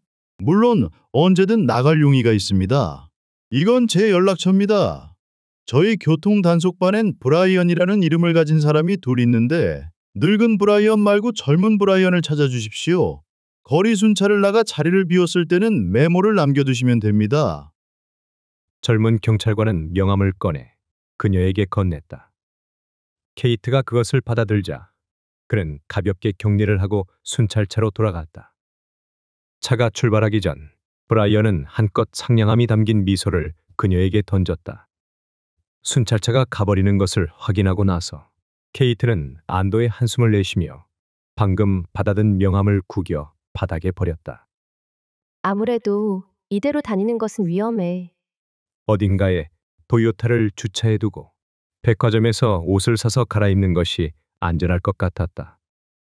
그녀가 막 차를 출발시켰을 때 라디오에서는 음악이 끝나고 뉴스 속보가 흘러나왔다. 이틀 전에 실종된 BBC의 앵커 모니카 비숍의 승용차가 템즈 강변도로에서 발견됐다는 것이었다. 오후 4시 35분 템즈 강변도로 케빈과 우영사를 태운 낡은 올즈모빌은 완만하게 굽어드는 템즈 강변도로를 시속 100km의 속도로 달려가고 있었다. 런던 시가를 빠져나오면서부터 주말을 즐기려는 차량 행렬이 꼬리를 물었는데 우리치를 지나 이리스와의 분기점에 이르러서야 자동차의 물결은 다소 줄어들었다. 모니카 비숍이 그렇게 유명한 여잔가? 영국 여왕만큼이나 유명하지. 그런데 이상하군. 난 그 여자 얼굴을 한 번도 못 봤거든. 케빈이 오른쪽으로 핸들을 돌리면서 말했다. 옆자리에 있던 로버트 우 형사는 몸이 쏠리는 바람에 급히 손잡이를 잡았다. 케빈의 운전 솜씨는 거칠기 짝이 없었다. 그들은 모니카 비숍의 승용차가 발견된 현장을 향해 달리는 중이었다. 대체 어떻게 생겼어? 누구? 모니카 비숍. 아, 아주 멋진 여자지. 갸름한 달걀형 얼굴에 고양이처럼 커다란 호박빛 눈을 하고 있거든. 머리는 물결치는 금발이야. 게다가 세련된 지성미가 풍기는 멋진 여자지. 나이는? 글쎄, 41~2살? 여자가 40살을 넘기고도 아름다울 수 있다는 게 난 도무지 믿어지지 않아. 그건 기적이라고. 우리 마누라를 보면 알지. 우리 마누란 이제 겨우 35이거든. 근데 벌써 허리 둘레가 절구통처럼 굵어졌어. 볼 때기엔 심술이 덕지덕지하고 턱은 이중턱으로 변했지. 게다가 잘 땐 이빨까지 갈아대니 같이 사는 게 고역이야. 자네도 날씬한 편은 아니고 게다가 엄청스럽게 코를 골아대니 천생연분이지 뭘 그래? 얼마쯤 달려가자 갑자기 차량의 흐름이 느려지며 강변도로 한편에 경광등을 번쩍이며 서 있는 순찰 차량 서너 대가 보였다. 주변에선 사람들이 분주하게 돌아다니고 있었다. 아, 바로 저기로군? 망할 자식들. 벌써 냄새를 맡고 몰려들었어. 케빈이 중얼거렸다. 순찰 차량 틈으로 신문사 차량 몇 대가 진을 치고 있었고 그 틈새로 비상전멸등을 깜빡거리고 서 있는 모니카 비숍의 은회색 BMW 승용차가 보였다. 케빈은 맨 뒤편에 있는 순찰 차량 뒤에다 올즈모빌을 세웠다. 두 사람은 차에서 내렸다. 저리들 비켜요. 비켜서요. 몰려든 신문 기자들을 막으며 경찰관이 고함을 질렀다. 카메라맨은 카메라를 머리 위로 높이 치켜들고 연거푸 셔터를 눌러댔고 기자들은 경찰관에게 질문을 퍼부었다. 모니카 비숍의 차가 확실합니까? 처음 발견한 사람이 누굽니까? 그 북새통 속에서도 감식계 형사들이 증거 채취를 위해 분주히 움직이고 있었다. 핸들에서 지문을 채취하는 사람, 운전석과 뒷좌석을 향해 계속 플래시를 터뜨리는 사진 담당자, 차체 옆에 쭈그리고 앉아 증거를 채취하는 형사 등이었다. 그 모습을 보며 케빈이 중얼거렸다. 모니카 비숍이 굉장한 여자라는 걸 이제야 알겠구만. 오후 5시 27분 올드본드 스트리트. 케이트는 올드본드 스트리트를 건너 벌링턴 아케이드로 들어갔다. 그리고 주로 캐시미어 제품을 취급하는 70여 개의 점포들 중에서 숙녀복을 취급하는 곳을 찾아 두리번거리며 걸었다. 마침 진열장에 감색 파카가 눈에 띄었다. 케이트는 그 점포 안으로 들어갔다.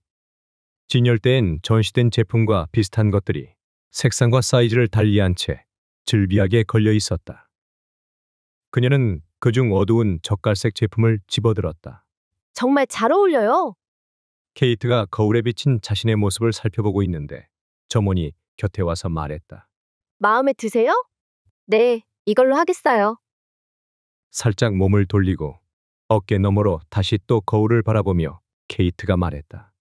그 말에 점원은 약간 놀랐다는 표정을 지었다. 단번에 그렇게 결정하시는 손님은 처음이에요. 다른 것도 한번 보시지 않고요? 아니에요. 이 옷이 마음에 들어요. 이걸로 주세요. 사실 모양 때문에 옷을 고른 것이 아니니 당연했다. 자신이 입고 있는 유니폼을 가릴 수 있다면 디자인이나 색상은 아무래도 좋았다. 케이트는 지갑에서 신용카드를 꺼내 점원에게 주었다. 그리고 그녀가 조회를 하는 동안 꼬리표를 떼어내고 파카의 단추를 채웠다. 파카엔 모자까지 달려있어 위급할 경우에 도움이 될 것 같았다. 사인해 주시겠습니까? 케이트는 점원이 내민 청구서 용지에 능숙한 필치로 사인을 했다. 포장해 드릴까요? 아니면 그대로 입고 가시겠어요? 그냥 입고 가겠어요. 케이트는 이렇게 대답하며 재빨리 모자를 둘러쌌다. 그리고 뒤도 돌아보지 않고 가게를 나섰다. 이제 어디로 가지? 벌링턴 아케이드를 걸으며 그녀는 이제 어디서 시간을 보낼 것인지 궁리해 보았다. 아무래도 로이와 만나기로 약속한 피커딜리 서커스에서 멀지 않은 곳에서 시간을 보내는 것이 좋을 듯 싶었다. 그녀는 레전트 거리를 지나 소호 쪽으로 걸음을 옮겼다. 레스터 광장에 이르자 오데온과 워너 두 개의 영화관이 보였다. 케이트는 본능적으로 주위를 살펴보았다. 다행히 극장 부근에 경찰관의 모습은 보이지 않았다. 그 다음 그녀의 눈길은 극장에 내걸린 간판에 머물렀다. 오데온에서는 피터 그리너웨이 감독의 영국식 정원 살인사건이 상영되고 있었고 워너에서는 데니 보일 감독의 트레인스포팅이 상영 중이었다. 케이트는 다시 한번 주위를 둘러본 다음 워너의 매표구에서 표를 사서 안으로 들어갔다. 참으로 기묘한 것은 옷을 살 때도 거울에 맵시를 비춰보았던 것처럼 쫓기는 와중에도 좀 더 취향에 맞는 영화를 선택했다는 점이었다. 트레인스포팅은 런던 뒷골목, 하류층 젊은이들의 일탈된 일상을 집요하게 추적해가는 냉소적이고 허무주의적인 영화였다. 물건을 털고 골목길을 질주하는 이완 맥그리거의 모습이 긴박감 있는 영상으로 전개됐다. 그러나 케이트는 자신의 현실이 영화보다도 더 절실했기 때문에 좀처럼 영화에 집중할 수가 없었다. 그녀가 영화관에 들어온 것은 그곳이 다른 어떤 곳보다 안전할 것으로 생각됐기 때문이었다. 그녀는 오로지 이 어두운 공간 안에서 안전하게 몇 시간을 보내다가 피커딜리 광장의 에로스 상 앞에서 로이를 만날 일로 머리가 꽉 차 있었던 것이다. 로이, 나를 구해줘. 난 당신이 시킨 대로 했을 뿐이야. 일이 이 지경으로 될 줄은 꿈에도 몰랐다고. 그녀는 현기증이 날 정도로 어지럽게 전개되는 스크린 속의 장면들을 건성으로 바라보면서 마음속으로는 이렇듯 간절하게 기도했다. 오후 8시 30분. 피커딜리 서커스. 케이트가 극장에서 나온 것은 8시 반경이었다. 그동안 그녀는 트레인스포팅을 연속해서 2회나 본 셈이지만 머릿속에 남아있는 줄거리는 아무것도 없었다. 이완 맥그리거가 거리를 미친 듯이 질주하는 단속적인 몇 장면이 잔상으로 남아있을 뿐이었다. 어느새 하늘은 완연한 어둠 속에 휩싸여 있었다.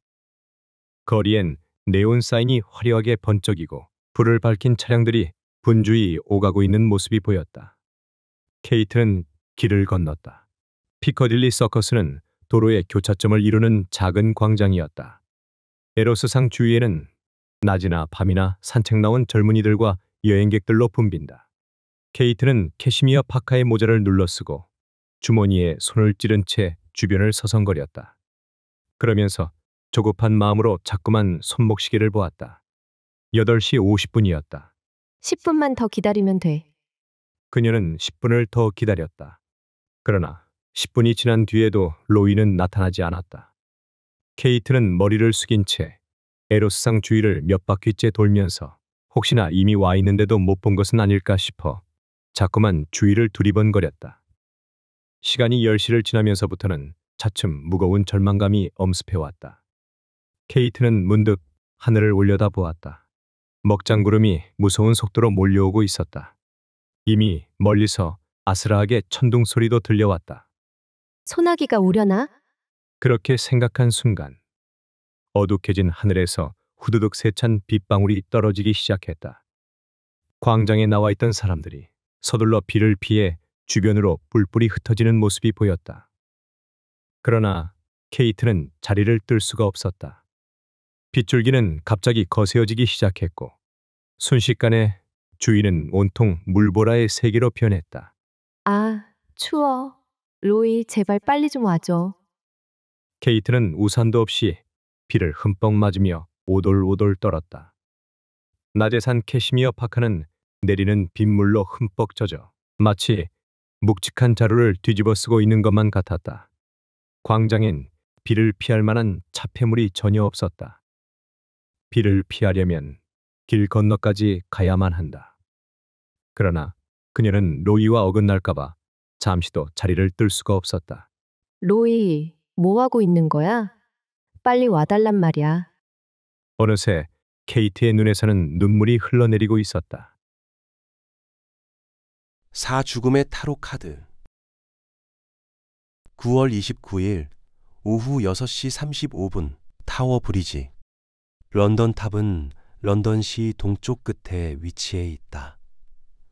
1078년 노르만의 정보광 윌리엄이 궁전으로 건립한 이래 수많은 정치범이 유폐되고 처형이 거행된 비극의 무대이기도 했는데 이제는 유명한 관광 명소가 되었다. 지금도 이중의 벽으로 둘러싸인 이 성 안에는 단두대 자리가 보존되어 있다. 템즈 강 위로 아침 해가 떠오르며 울창한 숲으로 둘러싸인 런던 탑의 회백색 성벽이 핑크빛으로 물들었다. 간밤에 내린 비로 하늘은 맑게 개어 있었고 런던 시내는 여명을 받으며 서서히 잠에서 깨어나고 있었다.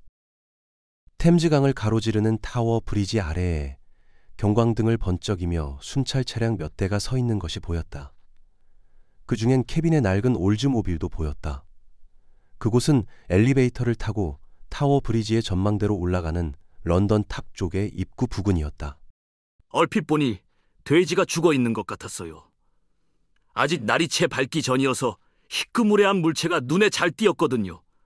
그래서 이상한 생각이 들어 내려와 봤더니 글쎄! 사체를 처음 발견한 사람은 런던 탑의 수위였다. 그는 튜더 왕조풍의 복장을 하고 있었다.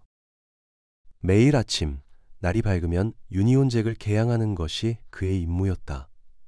그날도 국기를 개양하고 성루를 지나다가 타워 브리지 아래 강기슭에 누워있는 여인의 시체를 발견했던 것이다. 우 형사는 그의 진술을 한 귀로 흘려 들으며 엎드린 자세로 바닥에 널브러져 있는 금발 여인의 시신을 내려다 보았다. 그녀는 모자가 달린 젓갈색 캐시미어 파카를 입고 있었다.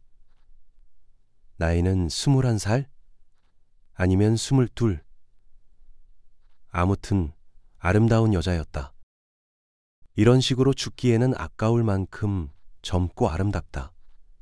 그 아름다운 얼굴이 지금은 고통의 충격으로 일그러져 있다. 잔뜩 부릅뜬 눈, 충혈된 눈알, 크게 벌어진 입, 그리고 창백하게 변해버린 피부. 곱게 뻗은 두 다리는 어긋나 있고 벗겨진 구두 한 짝은 저만큼에서 뒹굴고 있었다. 바닥엔 그녀의 몸에서 흘러나온 핏물이 흥건했다. 마치 첩보 영화의 스틸 사진 같군. 케빈이 고개를 절레절레 저으며 투덜거렸다. 강에서는 비릿한 물비린내가 풍겨왔다. 저 위에서 곧장 떨어진 거겠지? 케빈은 높다란 타워 브리지를 올려다보았다. 현장 상황으로 보아 여자는 탑 위에서 떨어져 내린 것이 틀림없었다. 아마 즉사였을 것이다. 자살일까? 글쎄? 로버트, 이 여자는 직업이 스튜어디스인가 봐. 그걸 어떻게 알지?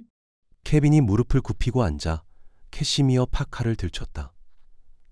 그 속으로 브리티시 에어라인의 여승무원 유니폼이 보였다.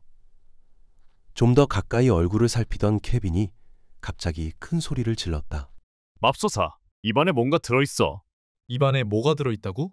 그래, 뭘 물고 있다니까. 여자의 입술을 손끝으로 벌리고 무언가를 끄집어내던 케빈의 입에서 지독한 욕설이 튀어나왔다. 이런 우라질, 지난번과 똑같아. 뭐가 똑같다는 거야? 입안에 망할 놈의 카드를 물고 있다니까? 케빈이 입속에서 꺼낸 것은 카드였다. 그는 카드를 손끝으로 쥐고 얼굴이 붉어져서 일어섰다. 타로 카드였다. 지난번 창녀 살해 사건 때와 똑같았다. 우 형사는 그것을 받아보았다. 끈적끈적한 침이 묻어 있어 기분이 섬뜩했다. 거기엔 아주 묘한 그림이 그려져 있었다. 높다란 탑에 번개가 내려치는 그림이었는데 탑의 한쪽이 화염과 연기에 휩싸여 무너지기 시작하는 가운데 너풀거리는 옷을 입은 여자가 거꾸로 떨어져 내리는 그림이었다. 아래쪽엔 더 타워라는 글자가 적혀 있었다. 탑이라는 뜻이었다. 이 여잔 투신자살한 게 아니야. 케빈이 말했다. 창녀를 살해한 녀석의 범행이 틀림없구만. 이봐, 로버트 지난번 카드 그림 기억하지? 염소뿔이 난 악마, 그리고 쇠사슬에 목이 졸린 벌거벗은 여자였지? 그리고 이번엔 탑에서 떨어진 여자라? 그림대로 살해한 거로군. 맞아. 이거 점점 재밌어지는데? 케빈은 몹시 흥분한 얼굴로 힐끔 사체를 내려다보았다. 오전 10시, 경시청 수사계.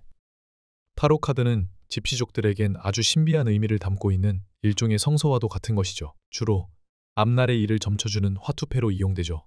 우 형사는 린치 경감의 책상 위에 56매의 카드를 세 줄로 늘어놓았다. 히브리의 상징의 바탕을 둔 생명의 나무로 알려진 패턴이었다. 그는 파이프 담배를 입에 물고 골똘히 귀를 기울이는 린치 경감에게 설명했다. 초자연적인 존재를 믿는 사람들은 이 카드 전체가 인류와 우주, 신의 본성을 포괄하는 철학체계를 나타낸다고 보고 있습니다. 그래서 카드를 떼어놓고 명상하면 우주의 신비를 직관적으로 꿰뚫어 볼 수 있다고 믿습니다. 이를테면 카드가 아무렇게나 떨어지는 게 아니라 보이지 않는 힘에 의해 떨어진다고 생각하니까요. 우 형사의 설명은 계속됐다. 1889년 제라드 앙카세는 타로 카드에 대한 연구 끝에 그 기원이 인도로부터 유럽으로 흘러들어온 집시족에 있다고 발표했죠. 한편 유명한 타로 카드 연구자인 앙투안 쿠르드 게블리는 1781년 이집트 인물이 모든 지식을 압축해서 그림들로 형상화시킨 것이라고 주장했고요. 타로 카드의 연원에 대해서 분명히 확인된 내용은 아직 없다. 다만 14매씩 4조인 56장의 카드는 왕과 여왕, 그리고 아칸이나 기타 중세사회의 유물들을 그림으로 보여주고 있는데 지팡이는 농부를, 컵은 성직자를, 칼은 귀족을, 동전은 상인을 상징한다. 프랑스 궁정의 조신들은 이 카드의 상징적 그림들이 예언적인 점술 기능을 갖고 있음을 깨닫게 되었는데, 즉 지팡이는 소식을, 컵은 행복을, 칼은 죽음을, 동전은 돈을 예고한다는 것이다. 타로 카드의 신비한 기능이 드러난 사건은 1601년 3월에 유럽에서 발생했습니다. 에섹스 백작의 시종인 앙리 쿠페가 반역죄로 교수형을 당했는데 그의 운명이 타로의 새 카드패로 이미 예언되었다는 소문이 나돌았던 것이죠. 그 소문의 내용은 교수대, 재판관, 교도관의 새 카드패였습니다. 경감님도 한번 운수를 점쳐보시겠습니까? 우 형사가 묻자 린치 경감은 절레절레 머리를 흔들었다. 아니, 난 사양하겠네. 왜요? 앞날이 궁금하지 않습니까? 내 앞날은 내가 잘 알아. 둘 중에 하나겠지. 린치 경감이 말했다. 첫째는 살인범을 잡아 청장님에게 표창을 받는 거야. 둘째는 정년을 못 채우고 목이 잘려 쫓겨나는 거고. 내가 쫓겨날 땐 자네들도 무사하지 못할걸? 케빈과 자네를 함께 데리고 나갈 테니까. 완전히 물귀신 작전이군요. 그러니까 범인을 잡으라고. 그때 케빈이 신문 한 부를 들고 들어왔다. 보십시오. 온통 이번 사건으로 떠들썩합니다. 그는 가지런히 놓인 카드 위에 신문을 펼쳐놓았다. 방금 찍어낸 것이어서 잉크 냄새가 물씬 풍겨왔다. 케빈이 페이지를 넘기는 데 따라 온통 타로카드 연쇄 살인 사건에 관한 기사가 대문짝만하게 게재되어 있었다. 그 중에는 사흘 전에 실종된 모니카 비숍마저 타로카드 살인마에게 희생됐을 거라는 추측성 기사도 눈에 띄었다. 모니카 비숍은 어디에 있는가? 자살인가? 아니면 실종인가? 라는 제목이 박혀 있었다. 이 여잔 대체 어디에 가 있는 걸까? 케빈이 신문에 눈을 받고 중얼거렸다. 모니카 비숍이 실종된 것은 9월 27일 밤 10시 반경이었다. 방송을 끝낸 뒤 새로 사귄 연인인 에드워드 덩컨을 만나러 사보이 호텔로 향하던 중 호련히 어디론가 종적을 감추고 말았던 것이다. 그로부터 17시간이 지난 다음 날 오후 4시경 그녀의 BMW 승용차가 비상등을 전멸시킨 상태로 템즈 강변도로에서 발견됐지만 모니카의 흔적은 어디에서도 보이지가 않았다. 그때부터 각 신문사는 이 여류 명사의 행방불명을 대서특필했고 방송사들도 가세하여 매 시간마다 주요 뉴스로 보도했다. 경찰은 그녀가 얼굴이 널리 알려진 유명 앵커라는 점에서 금품을 노린 계획적인 납치 사건으로 추정했지만 실종 사흘째가 지나도록 납치범의 협박 따위는 아무것도 접수된 것이 없었다. 비숍은 현직 뉴스 프로듀서인 레인 번즈와 이혼하고 컴퓨터 회사 사장인 에드워드 던컨과 재혼할 예정이었답니다. 케빈이 신문 기사를 손가락으로 짚어가며 읽었다. 그녀는 2번 결혼에 실패했군요. 그리고 3번째 남성과 연애 중이었지만 사소한 다툼이 잦았답니다. 평소에 쉽게 잠을 이루지 못해 불면증에 시달렸으며 식사도 불규칙적이어서 위장질환 치료를 받아왔다고 하고 신문 기사는 모니카 비숍의 알려지지 않은 사생활이라는 제목을 달고 있었는데 각 언론 매체들은 그녀의 사생활에 대해 상세하게 보도하고 있었다. 아무튼 그 덕분에 그녀의 뉴스를 시청하던 국민들은 그녀의 사생활이 외면적으로 보이는 것만큼 화려하고 선망할 만한 생활은 아니라는 사실을 알 수 있게 되었다. 그는 이번엔 레인 번즈의 인터뷰 기사를 읽어나갔다. 레인 번즈가 이렇게 말했어요. 아내는 우리 모두를 골탕 먹이려고 어딘가에 숨어 있는 게 틀림없다. 나는 거기가 어딘지도 알고 있지만 그녀 스스로 나타날 때까지는 밝힐 수가 없다. 이런 내용인데요. 이 여자에 대해 아직 이렇다 할 제보가 없습니까? 신문을 접으며 케빈이 물었다. 린치 경감은 파이프젤을 털어내며 이맛살을 찌푸렸다. 수천 건의 제보 전화가 답지하고 있어서 경시청 업무가 마비될 지경이야. 하지만 수사에 도움이 될 만한 것은 거의 없는 형편이라고. 린치 경감은 고개를 갸우시하고는 손에 쥔 파이프로 자신의 대머리를 가볍게 톡톡 건드렸다. 승용차가 발견된 지역을 중심으로 광범위한 수색을 펼쳤지만 아무것도 발견된 게 없어. 심지어는 전문 다이버까지 동원해서 템즈 강물 속까지 뒤져보았지만 마찬가지야. 수사에 도움이 될 만한 단서는 아무것도 찾아낸 것이 없고. 그렇다면 모니카 역시 같은 범인에게 피살됐을 가능성이 커지는군요. 그럴 수도 있고 아닐 수도 있지. 전화벨이 울린 것은 바로 그때였다. 린치 경감은 파이프를 옮겨주고 나서 오른손을 뻗어 수화기를 들었다. 뭐라고? 그게 정말인가? 도버? 어디라고? 화이트클립? 알았네. 즉시 형사들을 그쪽으로 보내겠네. 린치 경감은 전화를 끊은 뒤에도 한동안 아무 말도 하지 않았다. 그는 방금 불을 끈 파이프에 다시 불을 붙이고 나서 연기를 깊숙이 한 모금 들이킨 후에야 비로소 입을 열었다. 드디어 모니카 비숍이 있는 곳을 알아냈다는군. 예? 거기가 어딥니까? 화이트 클립. 오후 12시 화이트 클립. 화이트 클립은 도버 해협에 있는 절벽지대였다. 고생대부터 바다조개의 껍데기 파편과 미세한 해양 동물의 잔해에 함유된 탄산칼슘이 쌓이고 쌓여서 이루어진 거대하고 견고한 화석의 퇴적물 덩어리가 오랜 세월에 걸쳐 석회암의 일종인 두꺼운 백악층으로 변모해버린 것이다. 케빈과 우 형사를 태운 올즈모빌은 캔터베리를 지나고부터 시작되는 노스타운스의 구릉지대를 지났다. 페리 선착장을 지나 얼마쯤 더 가자 거기서부터 구릉지대는 남쪽으로 뻗어나가다가 돌연 벼랑이 되어 바닷속으로 떨어지고 있었다. 동쪽 절벽 바로 위로는 도버성의 성루가 보였다. 돌로 쌓아 만든 벽에 둘러싸인 고색 창연한 성체였다. 코발트빛 바다를 배경으로 서 있는 모습이 아름다웠다.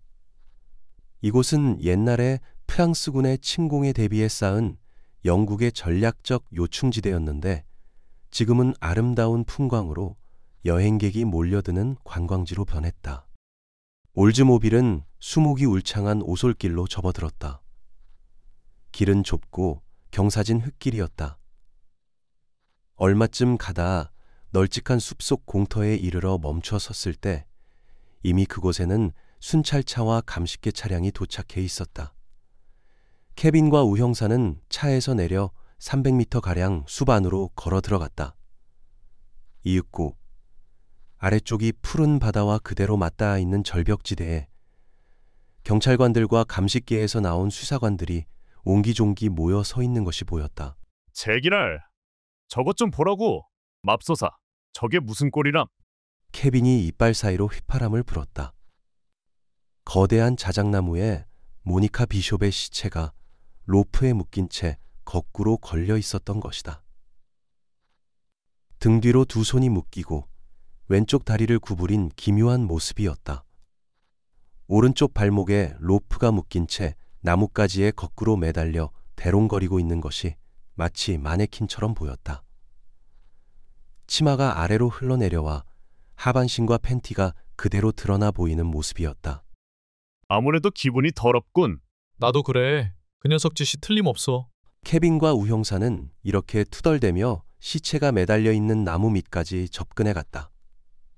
허공에 떠 있는 시체의 머리는 땅바닥에서 거의 1m 정도 떨어져 있었다. 기다란 금발은 거의 땅바닥까지 닿아 있었는데 목덜미엔 예리한 칼로 베인 자상이 나 있었고 거기서 흘러내린 핏물이 삭아버린 낙엽과 흙 위에 검붉은 색깔로 물들어 있었다. 그리고 두 사람의 예감은 그대로 적중했다. 또 카드를 물고 있어. 시체를 살피던 케빈이 고개를 흔들며 깊은 한숨을 몰아쉬었다. 모니카 비숍은 눈을 뜨고 있었는데 고양이를 닮은 호박빛 눈동자가 마치 그들을 똑바로 올려다보고 있는 것만 같았다. 그녀의 경동맥은 예리한 칼로 베어져 있어 끔찍했다. 거기서 흘러내린 핏물이 얼굴 전체와 기다랗게 늘어뜨려진 금발을 온통 붉은 빛깔로 물들이고 있었다. 마치 붉은색의 투명한 셀로판지를 뒤집어 쓰고 있는 몰골이었다. 궁금하군. 이번에는 또 어떤 그림이 나올지. 케빈이 모니카 비숍의 입술을 살짝 들춰보았다. 약간 벌어진 위아래 이빨은 혀로 꽉 막혀 있어 확인이 힘들었다. 케빈이 양손으로 그녀의 턱을 쥐고 힘주어 벌리려고 했지만 여의치가 않았다. 범행이 자행된 지 적어도 하루 이상 지난 듯 싶었다. 이미 하악골 근육이 경직되어 버린 것이다. 케빈이 주머니에서 볼펜을 꺼내 이빨 사이에 넣고 약간 힘을 주자 입이 벌어졌다. 케빈은 볼펜을 끼워 입안에서 카드를 꺼냈다. 보라고. 이번에도 놈은 그림대로 여자를 살해했어. 타로 카드엔 T자형의 나무에 사람이 거꾸로 매달려 있는 원색 그림이 그려져 있었다. 두 손을 등 뒤로 묶인 채 왼쪽 다리를 구부리고 오른쪽 발목에 밧줄이 걸려 있는 모습이 모니카의 모습과 똑같았다. 머리 주위엔 황금빛의 아우라가 둘러져 있었는데 아래쪽엔 더 행드맨이라는 글자가 적혀 있었다. 거꾸로 매달린 사랑이란 뜻이었다. 완전히 미친 놈짓이군. 우 형사는 보이지 않는 망령이라도 본 것처럼 등줄기에 전율을 느꼈다. 간단히 설명할 수 없는 무서운 어떤 것과 맞 부딪힌 듯한 기분이었다. 시체를 발견한 지 얼마나 됐소? 케빈이 현장을 지키고 있던 경찰관에게 물었다. 2시간쯤 됐습니다. 제일 처음 발견한 사람이 누구지? 관광 온 일본인 부부입니다. 경찰관이 케빈의 등 뒤편을 손짓해 보였다. 신혼부부로 보이는 20대 후반의 일본인 커플이 보였다. 그들은 몹시 당혹해하며 불독처럼 생긴 늙은 경찰관에게 발견 당시의 정황을 설명하고 있는 중이었다. 낯선 일본어가 귓전에 들려왔다. 알아. 혼또이 무사시 데스. 가노조와 다레 데스까? 나제까를 손 나온나가? 불독처럼 생긴 경찰관이 난처한 표정을 지으며 우 형사를 보고 도움을 청했다. 이 사람들 영어를 모른답니다. 뭐라고 몇 마디 하긴 하는데 도무지 알아들을 수가 없어요. 자네 일본어 아는가? 케빈이 물었다. 아니 몰라. 우 형사가 고개를 저었다. 그 역시 일본어라면 단 한마디도 아는 말이 없었던 것이다. 아나타다치와 겐사츠 데스까? 그때 일본인 남자가 반색을 하며 물었다. 대화가 안 통해 곤혹스러워하던 중에 우 형사를 보고 일본인으로 착각했던 모양이었다. 그러나 우 형사 역시 난처한 얼굴로 고개를 저어 보이자 실망스런 표정이 역력했다. 정확한 건 부검해봐야 알겠지만 사망 시간이 언제쯤인 것 같은가? 다시 케빈이 물었다. 부검해도 확실한 사망 시간은 몰라. 언제나 한두 시간 차이가 있는 법이니까. 그야 어차피 부검을 할 테고 부검하면 알게 되겠지. 우 형사는 케빈의 말을 들으며 자신도 모르게 화가 났다. 자신에 대해 혹은 이 여자를 이 지경으로 만든 범인에 대해, 아니 어쩌면 이 세상 모두에 대해 화가 났던 것인지도 모른다. 어디 그뿐인가. 이 아름다운 육신에 메스를 가해 내장을 끄집어내고 부분 토막내어 온갖 실험기구에 집어넣고 거기에 이런저런 화학약품을 섞어 여러 가지 단서를 찾아내야 한다는 사실이 마음을 아프게 했던 것이다. 물론 그것은 정확한 사인을 밝히고 그것을 단서로 범인을 추적하기 위해서는 필수적인 과정이기는 하다. 그래도 그는 왠지 그 모든 과정이 마치 멀쩡한 한 여인을 쓸모없는 무기질 덩어리로 바꾸어 놓은 살인범의 소행 못지않게 비정하고 잔인한 행위인 것처럼 여겨졌던 것이다. 벌써 세 번째 살인이로군. 다시 케빈이 중얼거렸다. 그런데 아무래도 여기서 끝날 것 같지가 않구만. 타로 카드가 모두 몇 장이라고 했지? 56장. 우 형사가 케빈의 말에 대답했다. 그럼 이번으로 3장 째고 앞으로 53장이 남은 셈이군. 로버트, 이 미치광이 녀석은 56명의 여자를 이런 식으로 차례차례 죽일 작정을 하고 있는 것은 아닐까? 케빈이 물었지만 우 형사는 마땅히 대꾸할 말이 없었다. 아무튼 나는 이런 종류의 사건이 싫어. 아주 더러운 기분이 들거든. 케빈이 말했다. 이건 미치광이의 짓이 틀림없다고. 병적으로 일그러진 정신의 소유자라고나 할까? 무서운 도착 증세의 표본으로 삼아야 할 만큼 무시무시하고 끔찍한 악마의 소행이니까 말이야. 케빈이 투덜거렸다. 로버트는 음울해지는 기분을 떨쳐버리고 싶었다.